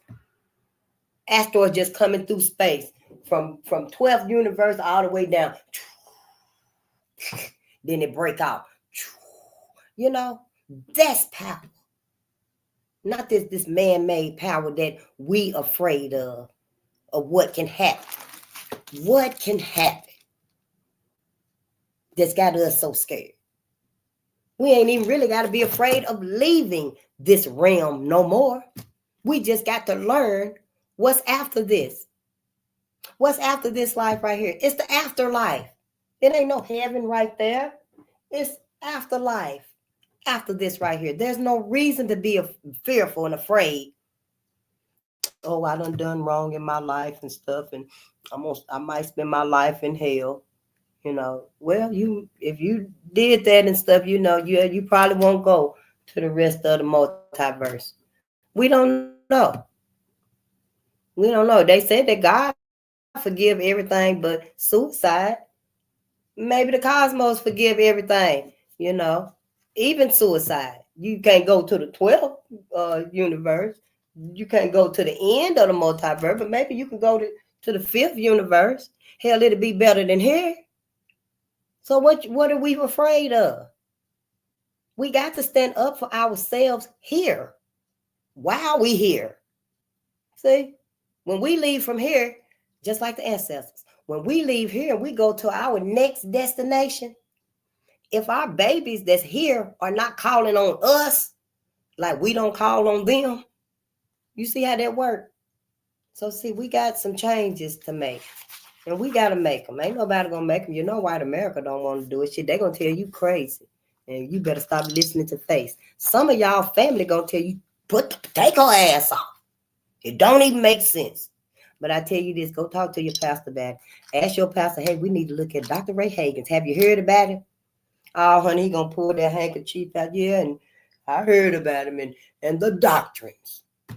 The Bible says right here, Sister Face, there may be many that come acting like they is me, but they ain't. And then you ought to ask him, and what about Simeon Toko? Yeah. What about all the other black Jesuses? Ask him about Horus. Ask him about Dionysus, Krishna, Buddha, somebody. I'm just saying, consider. That's all I'm saying. Let's just consider it. What's wrong with considering? If it's wrong, then hey, we can jump back over white America if you want to. They'll take you back. They're gonna be hugging all on you and stuff, honey, sniffing all in your ears, just taking your energy however they can get it. Yep. Yeah, till they find out they can't get the Eve gene out of you. Yep. Then they find out they can't get the Eve gene out of us and stuff, but we don't have that key. The cosmos didn't give us that key. What we could have done for white America is we could have procreated with them. They would have at least lived on humanly, manly, physically. They would have lived on. But see, they was with all this manipulative bullshit with us. They was never sincere with us. So now we got to quit having babies with them. Have black babies. If for no other reason than to keep our lineage alive, keep black people living. If that be the only reason to keep black people living, have black babies. If you ain't gonna have no black babies, don't have babies. Just don't have babies. And another thing before I go, let's start naming our babies after our people, our loved ones. That means something, that their memory should be kept alive. We shouldn't have forgot nobody. We should never have made our ancestors forget their sons, their brothers, their great nephews. Maurice Mays, Jim Grant, John Hartfield, Jesse Thornton. This ain't even the right one. Jesse Thornton. Yep, Jeff Brown. We made our family forget all of them. Emmett Till too. And Emmett was one of the most recent, but after years and some decades had went by and stuff, Mamie was gone. A lot of the people that fought for Emmett and stuff was gone. And he too went to the back of our mind and stuff. The urgency that was with all of this, it kind of numbed itself because of white America. John Holiday and Henry Ruffin. That was Joe Ruffin's and Red Summer. When we read that was Joe Ruffin's two sons. They didn't get the other son. And white folks went through and massacred everybody. They said they didn't even know which son had the rope and which son had the chain on their neck after they just decimated their whole body and threw them grown men, threw their whole body in the church like they threw them babies. They had them little babies by the leg, the black babies, and before they rolled off on their horses, the Klan, they had that baby by the leg because the baby was just running around and stuff. They done hung the daddy. They done killed the mama, and the baby just running around and stuff. And honey, before them motherfuckers ran out, because they done set the house on fire, the church on fire, and the baby just running around crying and stuff. And they just grabbed the baby by the leg, honey, and as they riding off and the horses, and they tossed that baby in the door of that church where that fire was at. That's what the fuck they have done to us. That's what we got to remember. I know I don't want to remember it either. But hell, we survived it. We still got our sanity. We still got a chance to prevent it from happening again. If that's the only reason, we need to learn about these things and learn about our loved ones. James Byrd, James Byrd was lynched in 1988. He wasn't lynched. He was drugged, just like John Hartfield. They drugged John Hartfield through the whole town. I think it was like 6 miles. They were giving him a ride home. This was in 1988, the year I had my first child. And he got a ride home from 3 white men. It's on Netflix. Jasper, Texas is the name of the movie. Yep. And he got a ride home with them 3 white men and stuff. They acted like they was his friend and they were gonna take him home and stuff. And I guess somewhere along the way they was gonna drink a little beer and they pulled over probably to this little grassy area. That's how the movie portrayed it. And he was on back of the truck. James was on back of the truck, handsome brother. And he just thinking they were gonna drink a few beers, and they probably had one or two just to put him at ease. But when they put him at ease, honey, they started attacking him and beating him and stuff. And there were three of them in the movie. They overpowered him and tied him to the truck alive and just drove through the town. Now, come on now. Don't no motherfucking 12-pack, 24-pack make you tie somebody to your truck. They still alive, a human being, and drag them through the whole town. And it's a true story. All of these are true stories. Every last one of them. These are our Jesuses. The many years and decades, centuries that our people literally had to flee for their life. White folks used to call it the Hejira. Where is it? It's on the Hejira. Yeah, Hegira, Hejira of Negroes. And it literally meant black people running for their life. That's what it meant. So see, yeah, everybody's sitting around talking about Black America right now. Everybody is white folks, other races of people is too. They don't know whose side they on, but I bet you one thing, we ain't gonna let them get up. I bet you one thing, we better not let them get up because it'll be us next. We can't let it be us. We will never survive what Black America has survived. Black America is the strongest one to continue going through the oppression that white America is putting out. What are we going to do if Black America saves themselves? Who's going to be on the bottom next? Everybody's freaking out. The world on fire. White America done fucked the whole world up. Everybody thinking like the white man don't know what to do, where to go. All they can think to do is to keep destroying. Just keep destroying. So see, we really ain't even got a choice. We really don't have a choice.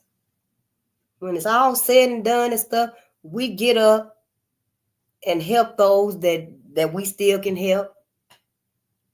We lay to rest those that didn't suffice it and come through it. And we see where we at. We assess the situation where we at, what's going on, what's happening, and what our next movement need to be. But we got to keep the focus on us. We must keep the focus on us, our people collective in this country right here, nationally and internationally.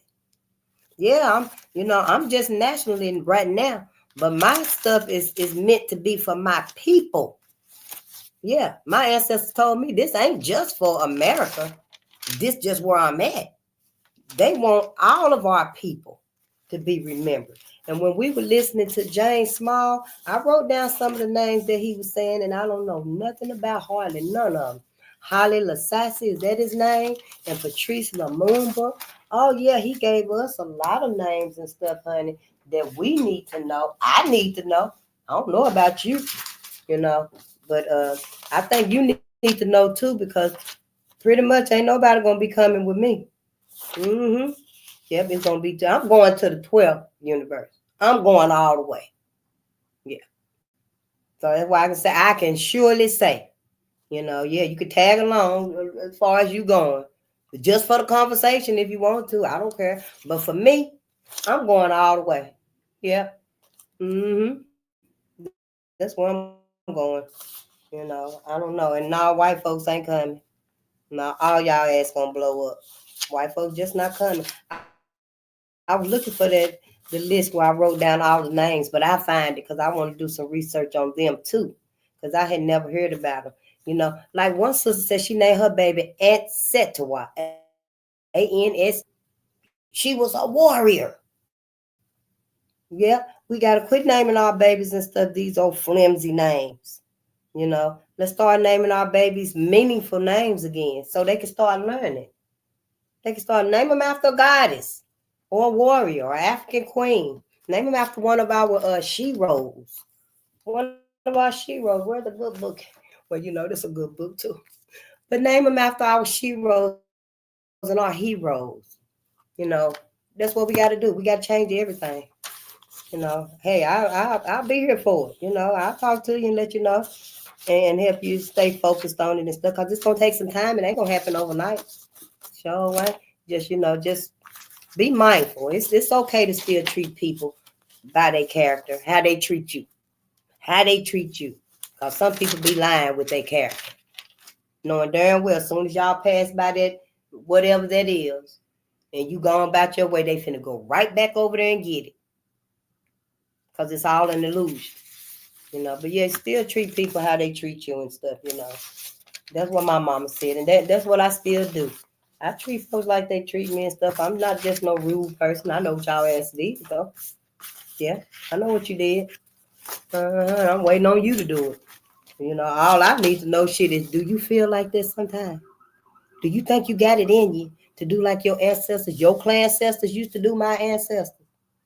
Since we want to talk, but yeah, I just be trying to talk to my people and stuff. Long as they don't ask, then that's fine. But when they ask and stuff, I gotta tell the truth about it and stuff. But I love y'all, and peace and power to the people. We will store your treasures in heaven. I don't know how you gonna get them though. But yeah, so y'all have a wonderful evening. I'll see y'all tomorrow if the ancestors is willing. Because it's the ancestors' will. Vengeance belongs to them, in my opinion. Yes, honey. I'm very spiritual here. Ain't nothing religious here. But vengeance belongs to them. This is who vengeance belongs to. This, and books such as this, is our text of, I guess, for racial reconciliation, if that's what y'all want to do. That's what that pastor was talking about his friends, his white friends, his brethren. They all in on it. Yeah, they all in on it. Sound like they done talked him into it. That's why he brought his ass out talking to us, telling us that the Bible was asking us. He believed it is, and his white brethren believe it is too. They believe that the Bible is sufficient text for racial reconciliation. I don't. I probably went off. I can't wait till that man see that on air that I did and stuff, and he come and ask me so I can tell him everything. He gonna be quiet for at least 20 minutes till I get what I got to say, and then he gonna say, well, the scripture says. But this right here is our text, y'all. This is our text for racial reconciliation, if it's any to be had. If I had my way, no, it ain't. It ain't no reconciliation with white folks. Get your kids and do the joint custody thing if you must, until they get of age. But do not leave your small, tiny babies, defenseless babies, in the hands of white people, because we are in a new awakening, and some of them white people are not going to have mercy or empathy on that little mixed kid that act, look, and talk just like her mama, just like his damn daddy. So you know how white folks are. So, just use discernment, use your common sense. If you got any type of intuition whatsoever, go with what's best for you and yours. Even if it do seem like, damn, you being racist. Even if it do be like, well, your ass is being racist, face. So what? So what? That's the best thing for me. They might say this racist. How the hell is this racist? This was done. This was racist. It's that wordplay. And we can't give it no mind and stuff, honey. Nah, we over that. We done with that. I guess we part of the 92, ain't we? 92%. Yeah, I know, I just heard it and stuff. I like the sound of it because they said the 92 won't be coming out for 4 years. And then white folks talking about, yeah, you take your break, Black America. Take your break for 4 years. Nah, we done, period. We're done, period. If we do come back on the scene in 4 years, yeah, it won't be to assimilate with nobody. Not this time. We finna show ourselves now. Black America, whose side you on? Peace and power to the people. Yes, I know. I love you all, and I see y'all tomorrow. Let's go and, let's go time travel. I don't know. Where you going tonight? I'll probably go on up, by Venus somewhere. Yeah, I'll let y'all know tomorrow. Peace and power to the people.